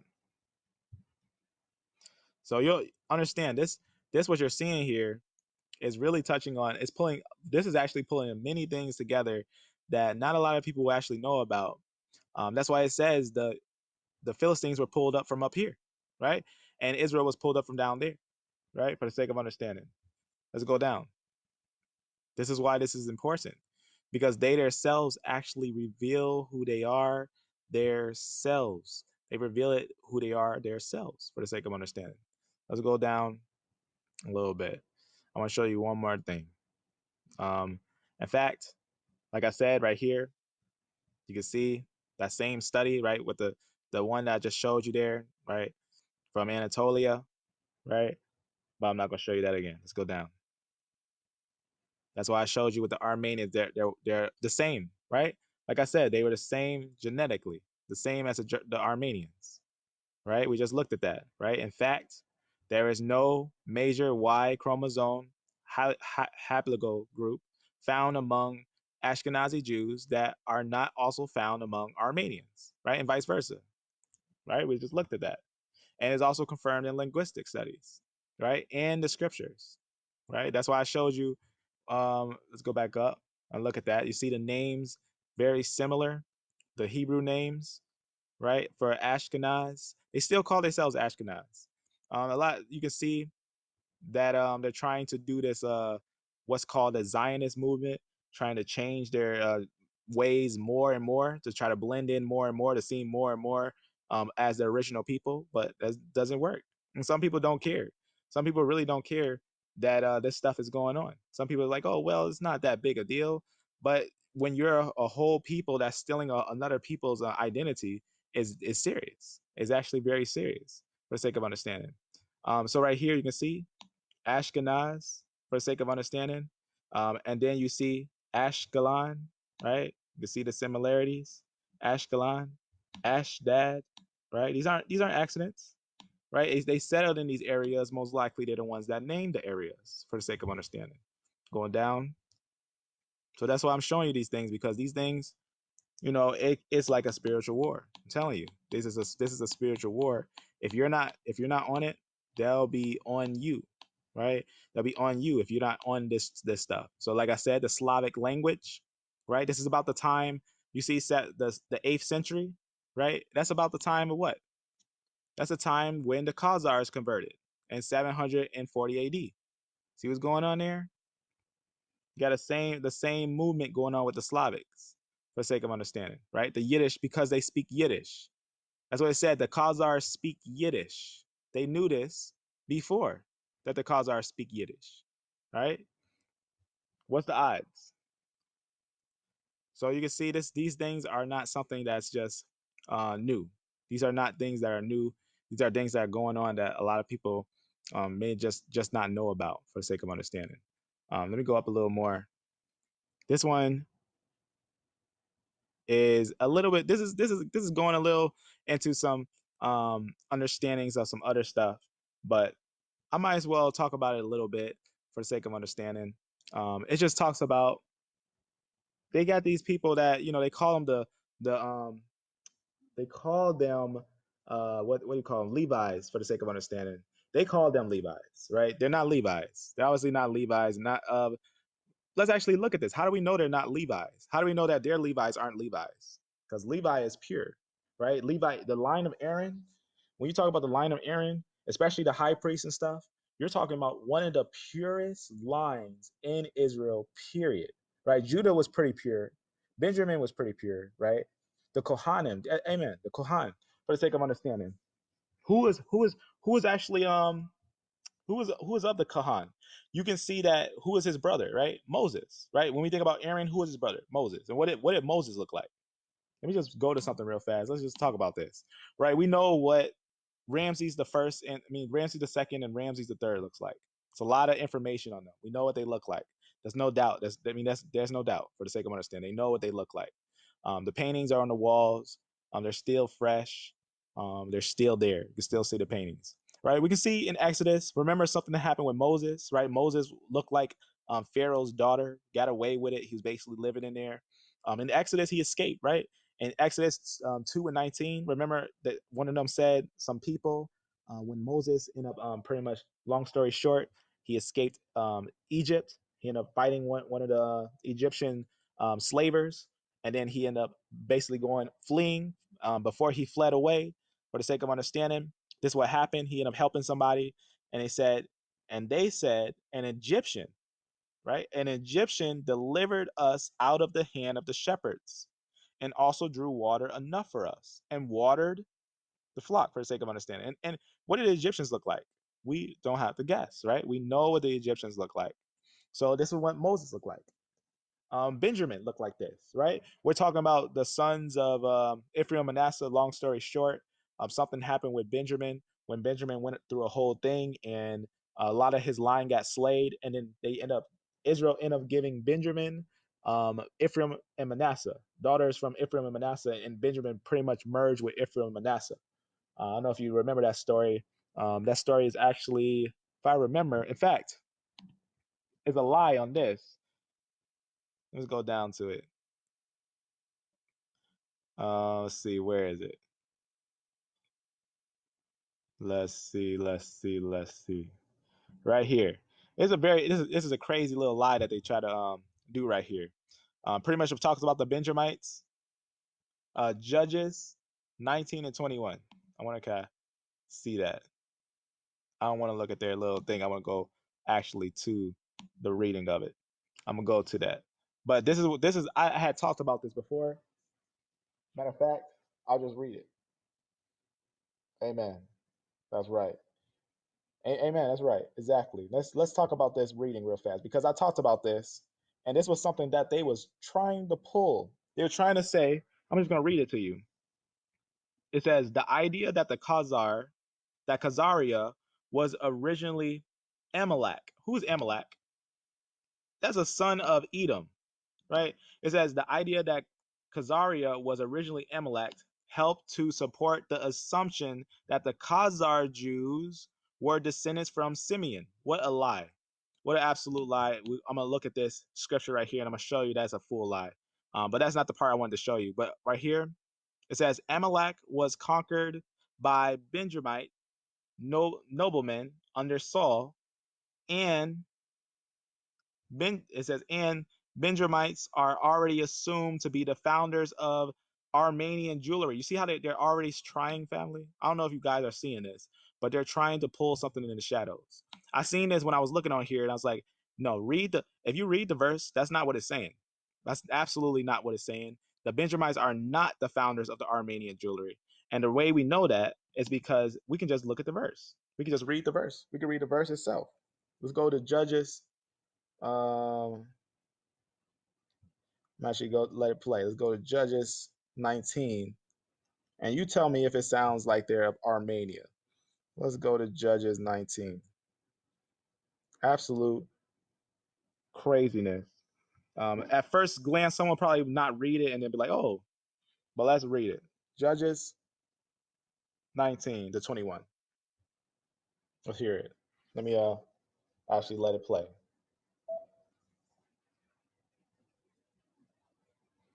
Actually, let me go here. Let's play it on here. Let's go to it on here. I'll let it play. Because while it's playing, I'm gonna show you something while it's playing. Go to 19. Matter of fact, I'll just tell me if you can hear this. I'm gonna play it on this. Tell me if you can hear this. I'm gonna play it. A certain Levite. Let me just go. Judges 19. And it came to pass in those days, when there was no king in Israel, that there was a certain Levite sojourning on the side of Mount Ephraim, who took to him a concubine out of Bethlehem, Judah. And his concubine played the whore against him, and went away from him unto her father's house to Bethlehem, Judah, and was there 4 whole months. And her husband arose, and went after her, to speak friendly unto her, and to bring her again, having his servant with him, and a couple of asses. Now, I don't know if can you hear that? Let me know if you can hear this thing. I'm going to play it right now. Let me know if you can hear this. I'm playing it. And she brought him into her father's house. And when the father of the damsel saw him, he rejoiced to meet him. And his father-in-law, the damsel's father, retained him, and he abode with him 3 days. So they did eat and drink and lodged there. And it came to pass on the 4th day, when they arose early in the morning, that he rose up to depart. And the damsel's father said unto his son-in-law, Comfort thine heart with a morsel of bread, and afterward go your way. Pause there real fast. So, can you hear that? Let me know. Amen. Amen. Just making sure. Amen. All right, let's keep going. And they sat down. So just to get the summary, we're at 5. And look. Tell me if you can hear. Tell me if you hear anything like this. I just want to highlight it so you can know what they're trying to say here. Let's see, where is it? It's not. Okay, let's just go from here and work our way up. Okay, watch what it says here, right? Tell me if you hear anything like this, that the Benjamites are the founders of Armenian jewelry. Tell me if you hear that they're founders of Armenian jewelry, right? Tell me if you hear anything like that. Watch what happens here. So you can see what we're talking about, right? It came to pass. Talks about when there was no king in Israel, right? A certain Levite. He was pretty much dwelling in Mount Ephraim, right? Who took to him a concubine out of Bethlehem, Judah, right? For the sake of understanding, he stayed with her and whatnot. And the father-in-law said, "Could you stay a little longer?" And he said, "Okay." And he stayed a little longer. And then you're gonna see that he's gonna leave again. And he said, "Can you stay one more night?" And then he said, "Okay, I'll stay one more night." And then the next day happened. He's like, "Can you stay one more night?" And he's like, "No, I gotta go." So let's keep going. And did eat and drink both of them together. For the damsel's father had said unto the man, Be content, I pray thee, and tarry all night, and let thine heart be merry. And when the man rose up to depart, his father-in-law urged him. Therefore he lodged there again. And he rose early in the morning on the 5th day to depart. And the damsel's father said, Comfort thine heart, I pray thee. And they tarried until afternoon, and they did eat both of them. And when the man rose up to depart, he and his concubine, and his servant, his father-in-law, the damsel's father, said unto him, Behold, now the day draweth toward evening. I pray you, tarry all night. Behold, the day groweth to an end. Lodge here, that thine heart may be merry. And tomorrow get you early on your way, that thou mayest go home. But the man would not tarry that night, but he rose up and departed, and came over against Jebus, which is Jerusalem. And there were with him 2 asses saddled. His concubine also was with him. So he's in Jerusalem, right? He's going into Jerusalem, right? He came against Jebus, which is Jerusalem, which at that time is called Jebus. I'm just gonna copy that. Interesting. Okay, let's go. And when they were by Jebus, the day was far spent. And the servant said unto his master, Come, I pray thee, and let us turn into this city of the Jebusites, and lodge in it. And his master said unto him, We will not turn aside hither into the city of a stranger, that is not of the children of Israel. We will pass over to Gibeah. And he said unto his servant, Come, and let us draw near to one of these places to lodge all night in Gibeah, or in Ramah. And they passed on and went their way. And the sun went down upon them when they were by Gibeah, which belongeth to Benjamin. And they turned aside thither, to go in and to lodge in Gibeah. And when he went in, he sat him down in a street of the city, for there was no man that took them into his house to lodging. And behold, there came an old man from his work out of the field at even, which was also of Mount Ephraim, and he sojourned in Gibeah. So you hear this? This is an Ephraimite. So we're gonna keep going. The men of the place were Benjamites. And when he had lifted up his eyes, he saw a wayfaring man in the street of the city. And the old man said, Whither goest thou? And whence comest thou? And he said unto him, We are passing from Bethlehem, Judah, toward the side of Mount Ephraim. From thence am I. And I went to Bethlehem, Judah, but I am now going to the house of the Lord, and there is no man that receiveth me to house. Yet there is both straw and provender for our asses, and there is bread and wine also for me, and for thy handmaid, and for the young man which is with thy servants. There is no want of anything. And the old man said, Peace be with thee. Howsoever let all thy wants lie upon me, only lodge not in the street. So he brought him into his house, and gave provender unto the asses, and they washed their feet, and did eat and drink. Now as they were making their hearts merry, behold, the men of the city, certain sons of Belial, beset the house round about, and beat at the door. Now you see where it says sons of Belial? That just means they were bad. Just for the sake of understanding, it's not different people. For the sake of understanding, it just means they are bad. You see that sometimes saying like sons of Beli and stuff like that. They'll say that they were just like bad people. Let's keep going. And spake to the master of the house, the old man, saying, Bring forth the man that came into thine house, that we may know him. And the man, Crazy. the master of the house, went out unto them, and said unto them, Nay, my brethren, nay, I pray you, do not so wickedly. Seeing that this man is come into mine house, do not this folly. Behold, here is my daughter, a maiden, and his concubine.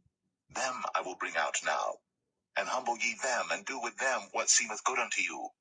But unto this man do not so vile a thing. But the men would not hearken to him. So the man took his concubine, and brought her forth unto them. And they knew her, and abused her all the night until the morning.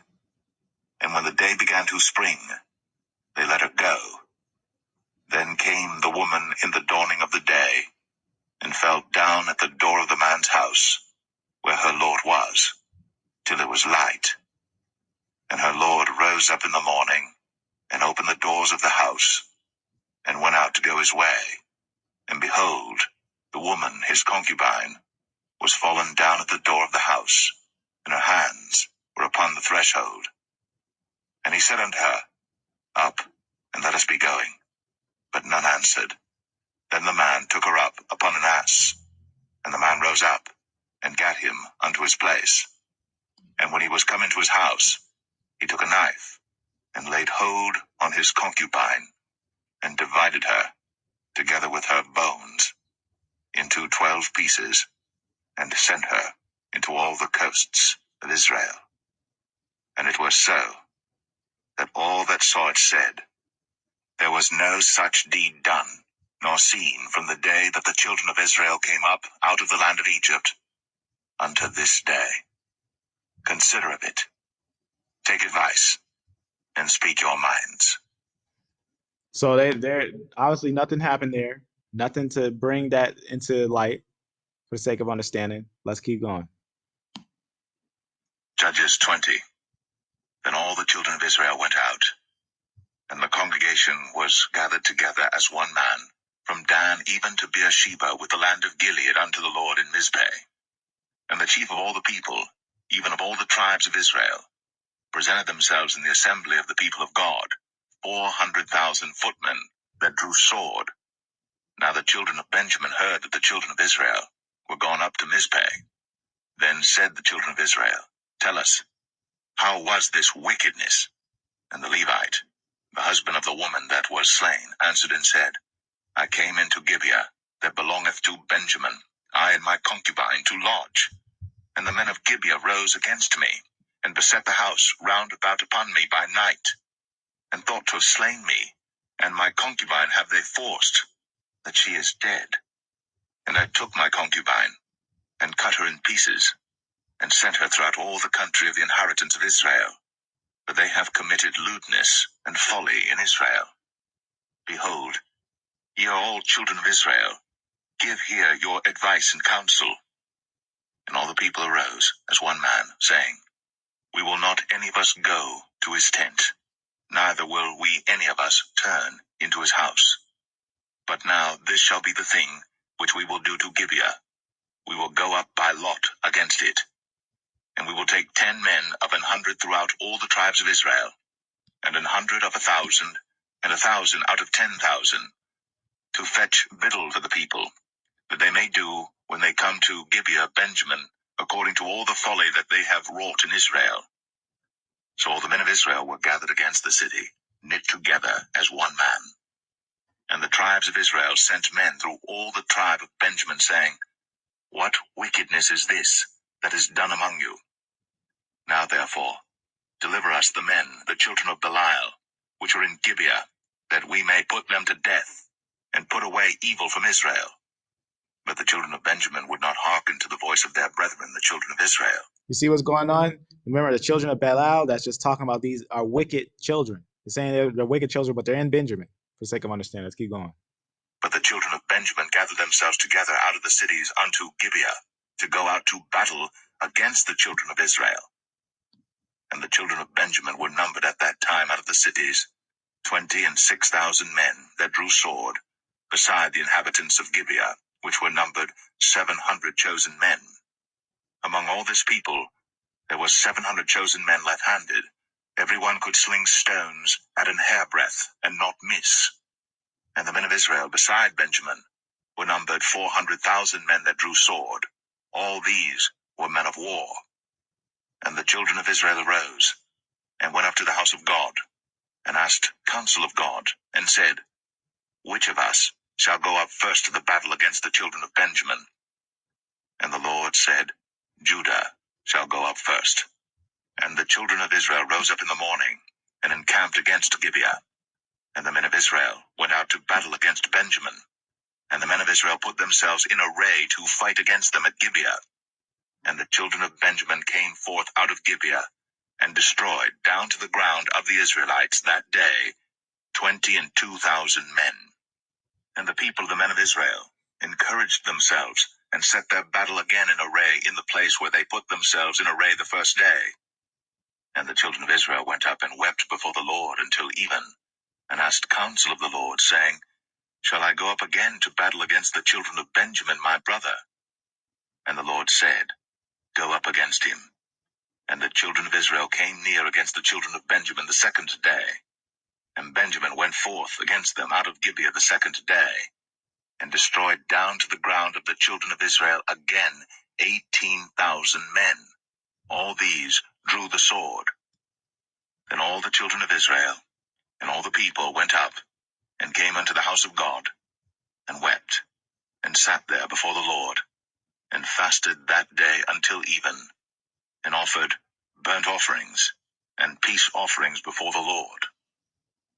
And the children of Israel inquired of the Lord, for the ark of the covenant of God was there in those days. And Phinehas, the son of Eleazar, the son of Aaron, stood before it in those days, saying, Shall I yet again go out to battle against the children of Benjamin my brother, or shall I cease?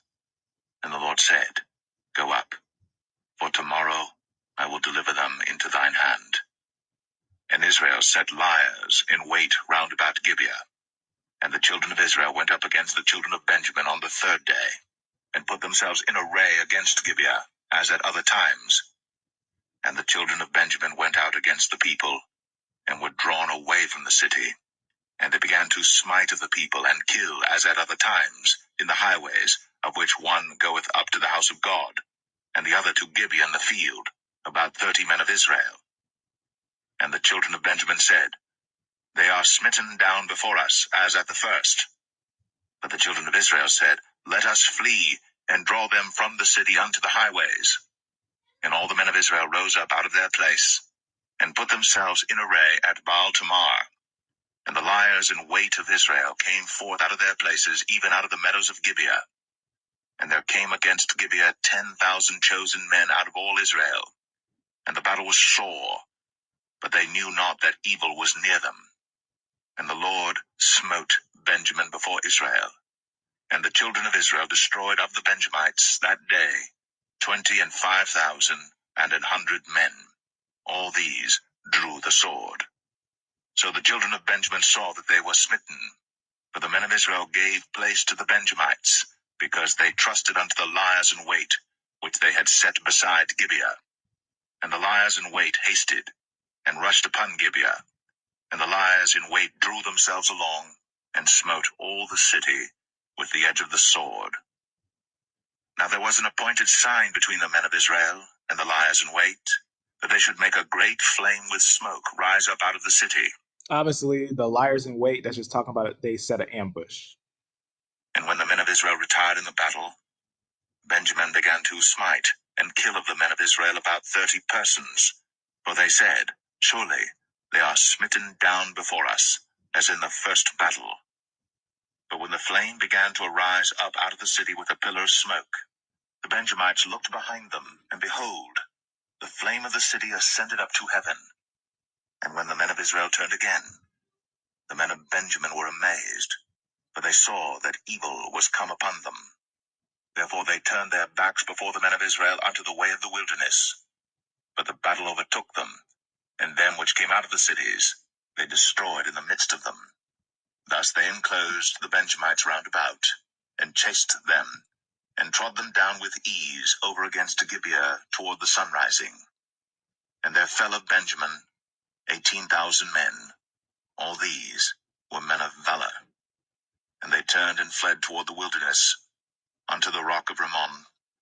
And they gleaned of them in the highways 5,000 men, and pursued hard after them unto Gidom, and slew 2,000 men of them. So that all which fell that day of Benjamin were 25,000 men that drew the sword. All these were men of valor. But 600 men turned and fled to the wilderness unto the rock Rimmon, and abode in the rock Rimmon 4 months. And the men of Israel turned again upon the children of Benjamin, and smote them with the edge of the sword, as well the men of every city as the beast, and all that came to hand. Also they set on fire all the cities that they came to. They was annihilating Benjamin. So I'm trying to see where they getting at. Where they getting at that theory from? So watch this part. Here's the part that they probably trying to use right here. I could have just jumped to here, but I want you to get the whole thing so that they don't try to say anything crazy. So as you know that we went over this. So let's go. Verse 21. Now the men of Israel had sworn in Mizpeh, saying, There shall not any of us give his daughter unto Benjamin to wife. And the people came to the house of God, and abode there, till even before God, and lifted up their voices, and wept sore, and said, O Lord God of Israel, why is this come to pass in Israel, that there should be today one tribe lacking in Israel?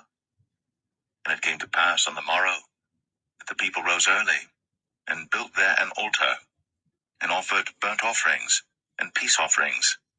And the children of Israel said, Who is there among all the tribes of Israel, that came not up with the congregation unto the Lord? For they had made a great oath concerning him that came not up to the Lord to Mizpeh, saying, He shall surely be put to death. And the children of Israel repented them for Benjamin their brother, and said, There is one tribe cut off from Israel this day. How shall we do for wives for them that remain, seeing we have sworn by the Lord, that we will not give them of our daughters to wives?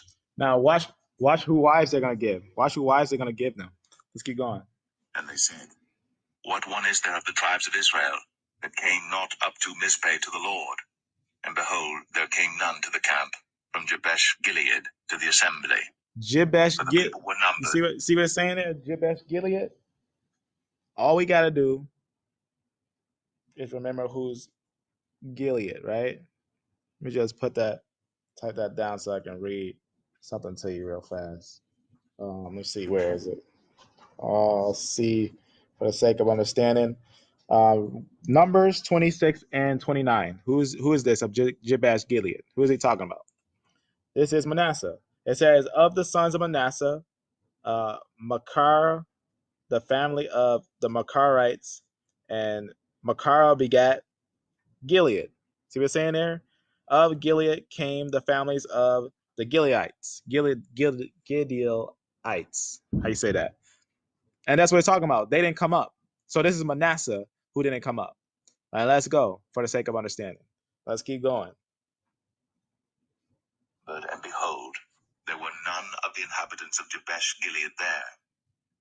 And the congregation sent thither 12,000 men of the valiantest, and commanded them, saying, Go and smite the inhabitants of Jabesh Gilead with the edge of the sword, with the women and the children. And this is the thing that ye shall do. Ye shall utterly destroy every male, and every woman that hath lain by man. And they found among the inhabitants of Jabesh Gilead 400 young virgins, that had known no man by lying with any male. And they brought them unto the camp to Shiloh, which is in the land of Canaan. And the whole congregation sent some to speak to the children of Benjamin, that were in the rock Rimmon, and to call peaceably unto them. And Benjamin came again at that time, and they gave them wives which they had saved alive of the women of Jabesh Gilead. And yet so they sufficed them not. Now remember, how many of the Benjamites actually fled to the rock? 600. How many women did they get? 400. 400 women. So that's 200 still needing women. Let's keep going. And the people repented them for Benjamin, because that the Lord had made a breach in the tribes of Israel. Then the elders of the congregation said, How shall we do for wives for them that remain, seeing the women are destroyed out of Benjamin? And they said, There must be an inheritance for them that be escaped of Benjamin, that a tribe be not destroyed out of Israel. Howbeit, we may not give them wives of our daughters, for the children of Israel have sworn, saying, Cursed be he that giveth a wife to Benjamin. Then they said, Behold, there is a feast of the Lord in Shiloh yearly in a place which is on the north side of Bethel, on the east side of the highway that goeth up from Bethel to Shechem, and on the south of Lebanah. Therefore they commanded the children of Benjamin, saying, Go, and lie in wait in the vineyards, and see, and behold, if the daughters of Shiloh come out to dance in dances, then come ye out of the vineyards, and catch you every man his wife of the daughters of Shiloh, and go to the land of Benjamin. Okay, so now who's Shiloh? Let's look it up. All right. We just seen they got Manasseh, right? Now we got to look up Shiloh. Let's look at Shiloh for the sake of understanding. Where is it? So we go to one of them. 12. Let's see. Let's see. Where is it? Slots for now and Shiloh. Let's see. Where is it? Where is it? Because if I remember right, this Shiloh could either be of Judah or Ephraim. Let me see. Let me make sure this is the one that I'm looking for.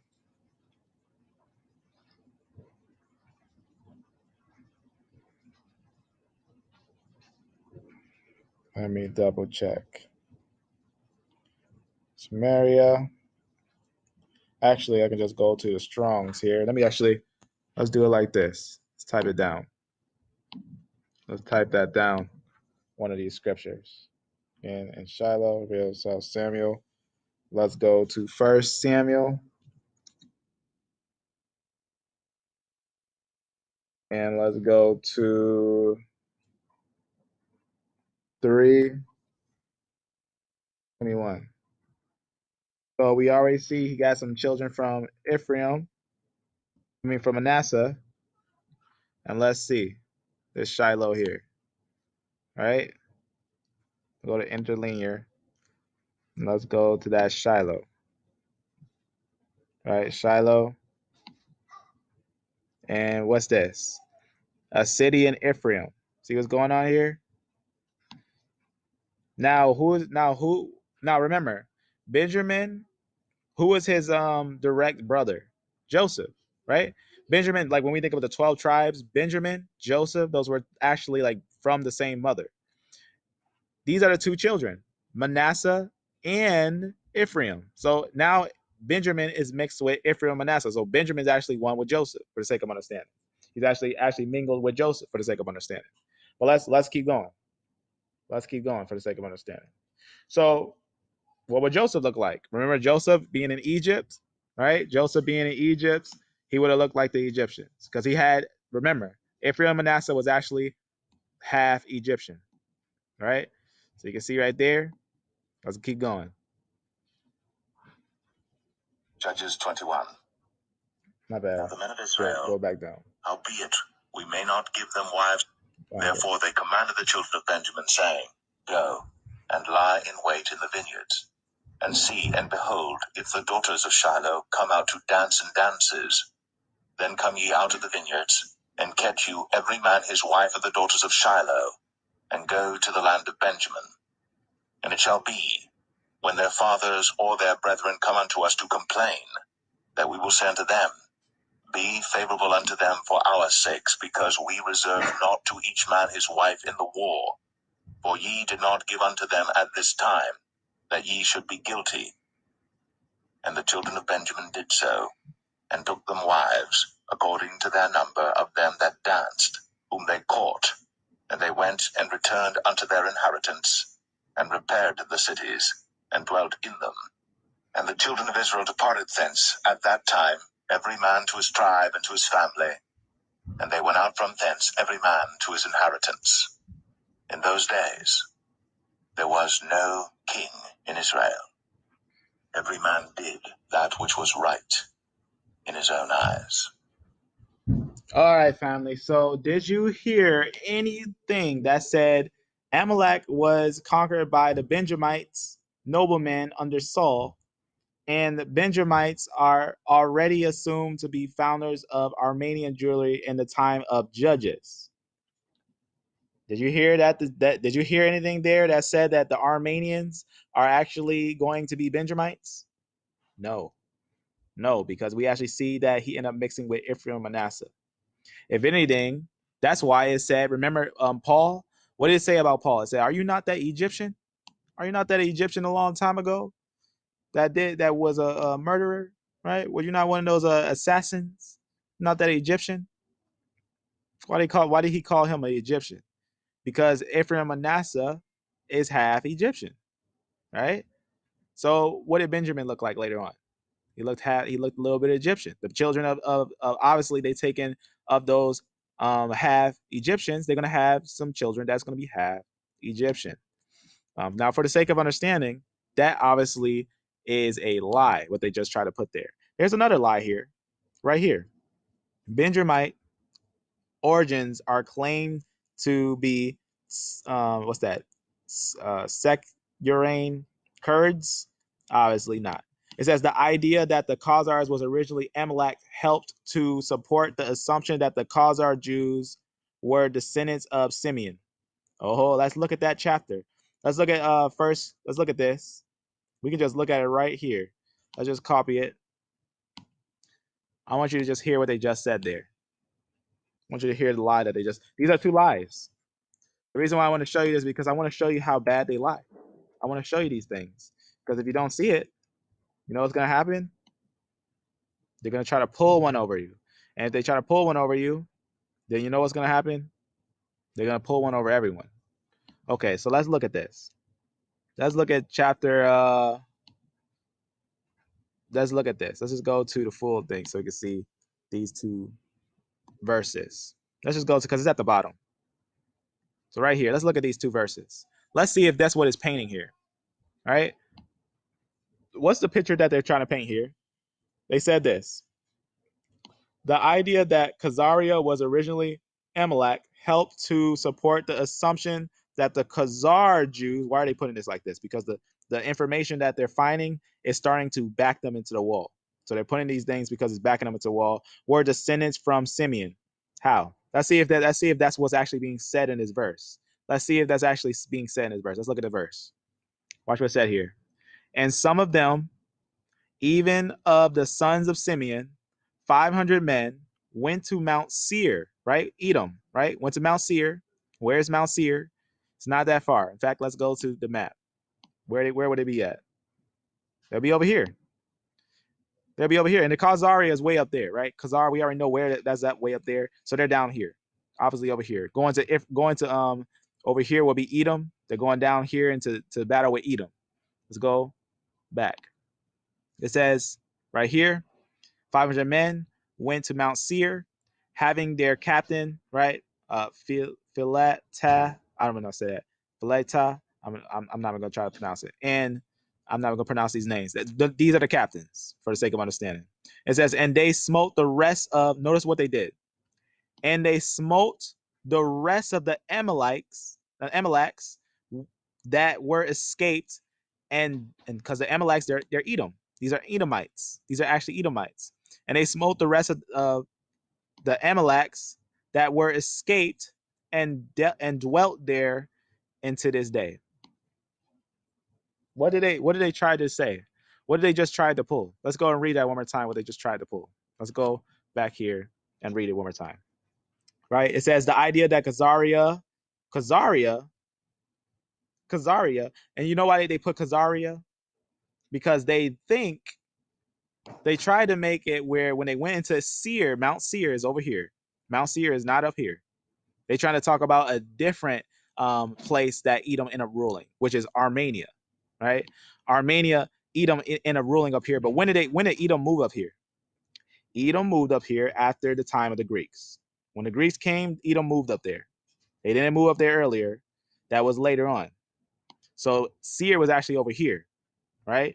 In the land that they always was in, over here, right? So that's what they do. They slay the Amaleks, right? None of them were mingled with them. That's why it says right here, they messed up. They said the idea of that Khazaria was originally Amalek, helped to support the assumption that the Khazar Jews were descendants of Simeon. I thought they wasn't Khazars. Why are they trying to write down that they're Khazar Jews? See what's going on here? Were descendants of Simeon? No, absolutely not. Absolutely not. For sake of understanding. Obviously, what's the term Jew there? Why look at the confusion there? Jew, isn't that from Judea? Doesn't that mean Judah, Benjamin, or Levi? How is he going to be also of Simeon? You see what's going on here? They're lying, family. This is a clear indication of a desperate lie. That's what that is. That's a clear indication of a desperate lie. So what did we just did? We just broke it down. We took our time, broke it down just so a witness. So you know that's what we do. We break down, prove all things, and hold fast to that which is true. So these people are liars. So that's why I wanted to show you that. And I wanted to show you something else. Let's go back here. One more thing. So one more thing, family. Shalom, family. Shalom. Let me see. If you got any questions, I'm gonna touch on them. Let me show you one more thing though. The reason why I wanted to show you that is because Armenian are actually related to Amalek. Let's read this. Let's read this right here for the sake of understanding. So Armenia is also sometimes called Amalek. As this will be as some sources. Let's go down a little bit. As some sources and Jews often refer to Armenians as Amaleks. You see what's going on here? They just root their own tombstone. They basically said that they are not just Armenians, but they're also Edomites. That's what they just verified. They just verified they're not just Armenians, but they're also Edomites. You see what's going on there? This is the Byzantine term for Armenians. In Byzantine time, the Armenians, the Amaleks, were actually Armenians. They're the same people. That's what they just verified there. That's why they're doing what they're doing, family, because they're desperate. That was a desperate attempt. When I first seen it, I was like, wait a second, let me look at that. And when I looked at it, I was like, oh, that is going to be rebuked so sharply. See what's going on there? Armenia, right? It says the Jews refer Armenians as Amaleks. See what's going on there? Because the genetics is actually messing them up very bad, very, very badly, for the sake of understanding. And that's what you're seeing here. That's why I'm showing you this. And let's look at a map. I want to show you this because do you know that this is prophetic? Read Ezekiel 38 and 39. You know what you're going to hear about? Gog and Magog. Guess where Gog and Magog is? 100%. Many people knew this already. This is a map. Let's look at this. In fact, I'll show you. This is a map from 1874. All right, it's a map from 1874. Let me actually pull this map up. Let's take a look at it. Let's take a look at this map.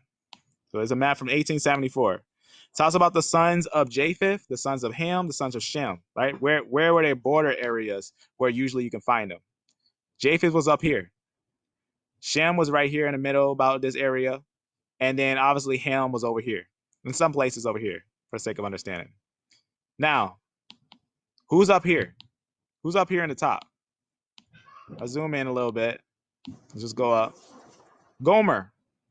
Look up, just look at, all you have to do is look at the genetics of, not the genetics, but you can look up a table of Ashkenaz, right? In fact, got one on here.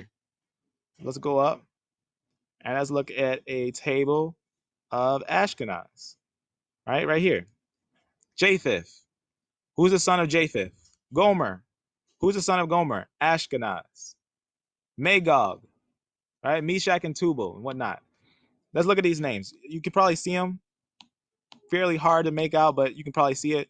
Gomer, Ashkenaz. Remember where they said they found the area at? Remember they said they found some city names of Ashkenaz over here. That's where they found it. Also, the genetics are over here, right? This is where they say they found them at. Caucasus Mountains, right? The Caucasus Mountains, for the sake of understanding. You got Gomerites up here, Gomer, right? This is another thing I'm going to go over. The Scythians, who are those, right? Gog right there, Magog, right? Magog, I'll just put out Gog. Magog right there, for the sake of understanding. Gog is actually Gomer, for the sake of understanding. Tugarma, right? That's actually the same thing. Go back a little bit down. Use this thing. Tugarma went down too much. Right there, Tugarma. Let me go to the middle of it so you can see a good majority of it. Okay, so Japheth, this would be Japheth. Gomer, Magog, obviously, Tugarma, for the sake of understanding. Javain, this is where the Greeks come from, Javain. This is even proven. They know this because then you get Kittim. That's where the Romans come from. The Romans come from Kittim, from the Greeks, for the sake of understanding. And you can see Gomer, Ashkenaz. This is a different branch. Gomer, Ashkenaz, Magog. See what I'm saying? Remember Gog and Magog? You think these people ain't going to play a big part in the end? You better keep your eyes open. because a lot of people are going to be caught in a surprise if they're not watching, right? Armenia, right? This is where Armenia is at, up here, for the sake of understanding. So you see the Caucasus Mountains, Ararat, right? Moses landed right here. And then what happened? Obviously, they end up moving to different places. And then we seen in the story, Abraham down over here by Euphrates, moving over here, coming down there, right? And then sojourning down there. But these ones are up here. See what's going on? And what did they try to do? What did they just try to pull? I'm gonna tell you what they just tried to pull. Right here, what they said, the Armenian jewelry, they're basically trying to tell you that Israel somehow, some way, let's go back here, went up here. That's what they're trying to say. That somehow Edom was up here, but Edom was not up here at this time. Edom was down here, which is proven by many maps, many different maps and many different information. We know that Edom was down here. Mount Seir was down here, as we even know. We can even pull a map up real fast and look at it. We know that just look at it. You can look at Mount Seir for the sake of understanding. You can look at, in fact, just for the sake of the live, let's pull it up. A longer live, but let's go to that. Let's go to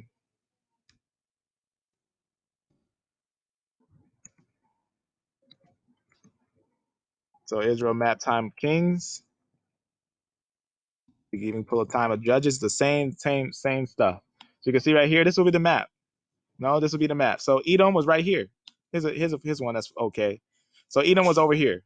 As you can see, Edom was down here, not up there, not way up there like they tried to pull, right? That's not what it is. Edom was not up here where the Armenians are. No, Edom was down here. Edom was down over here, for sake of understanding. So it's very important to understand that that's what they just tried to pull. They just tried to pull that, and just read it, right?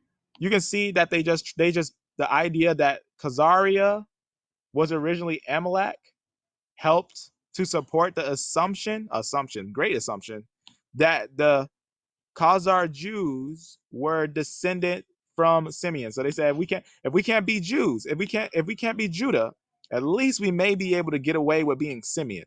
We may be able to get away with Simeon. If we can make the Armenians Simeon, we got a back burner to fall on. They might say we're not Jews. They might say we're not Ashkenazi. I mean, they might say we're not Judeans, right? But then they're gonna be like, okay, we're Simeon. No, don't let them understand this. Who knows? Who knows? They might pull something like this. Understand this. This information is stuff that you can't stop. This information is stuff that you can't stop. It's nothing that they can do about this stuff. But understand, like we said, go back one more time. So that's the reason why I wanted to show you this, is because this is the stuff. If you're not on it, I'm telling you, if you're not on it, they'll pull one. They'll pull one on you. But if you got any questions, let me know. I'm gonna look at the IMC questions real fast, family. See, amen. Shalom, family. Shalom. Just seeing how everyone's doing with that. Amen. Amen, family.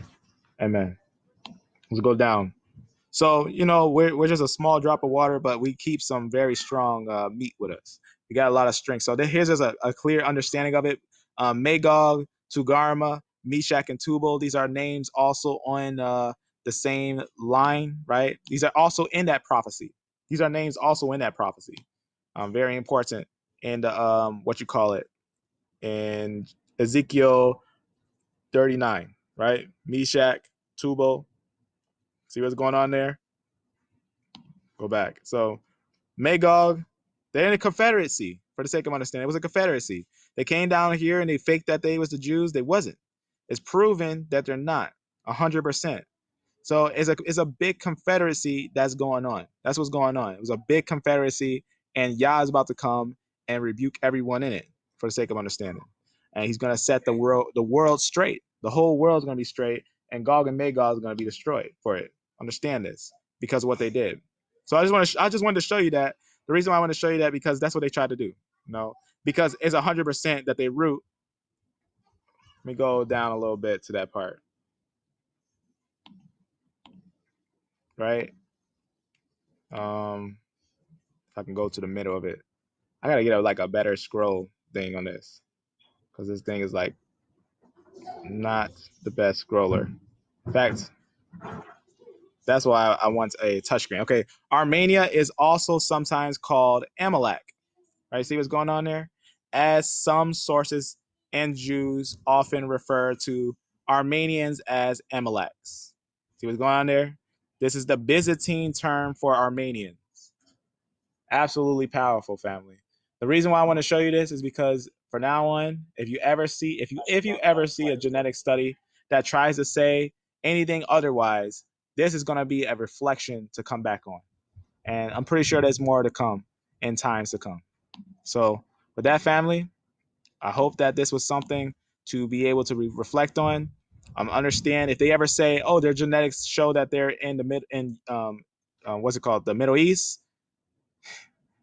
Yeah, there's a long story to it that can be broken down, obviously, fairly well. So with that, family, I hope that this was something to look back on and understand this.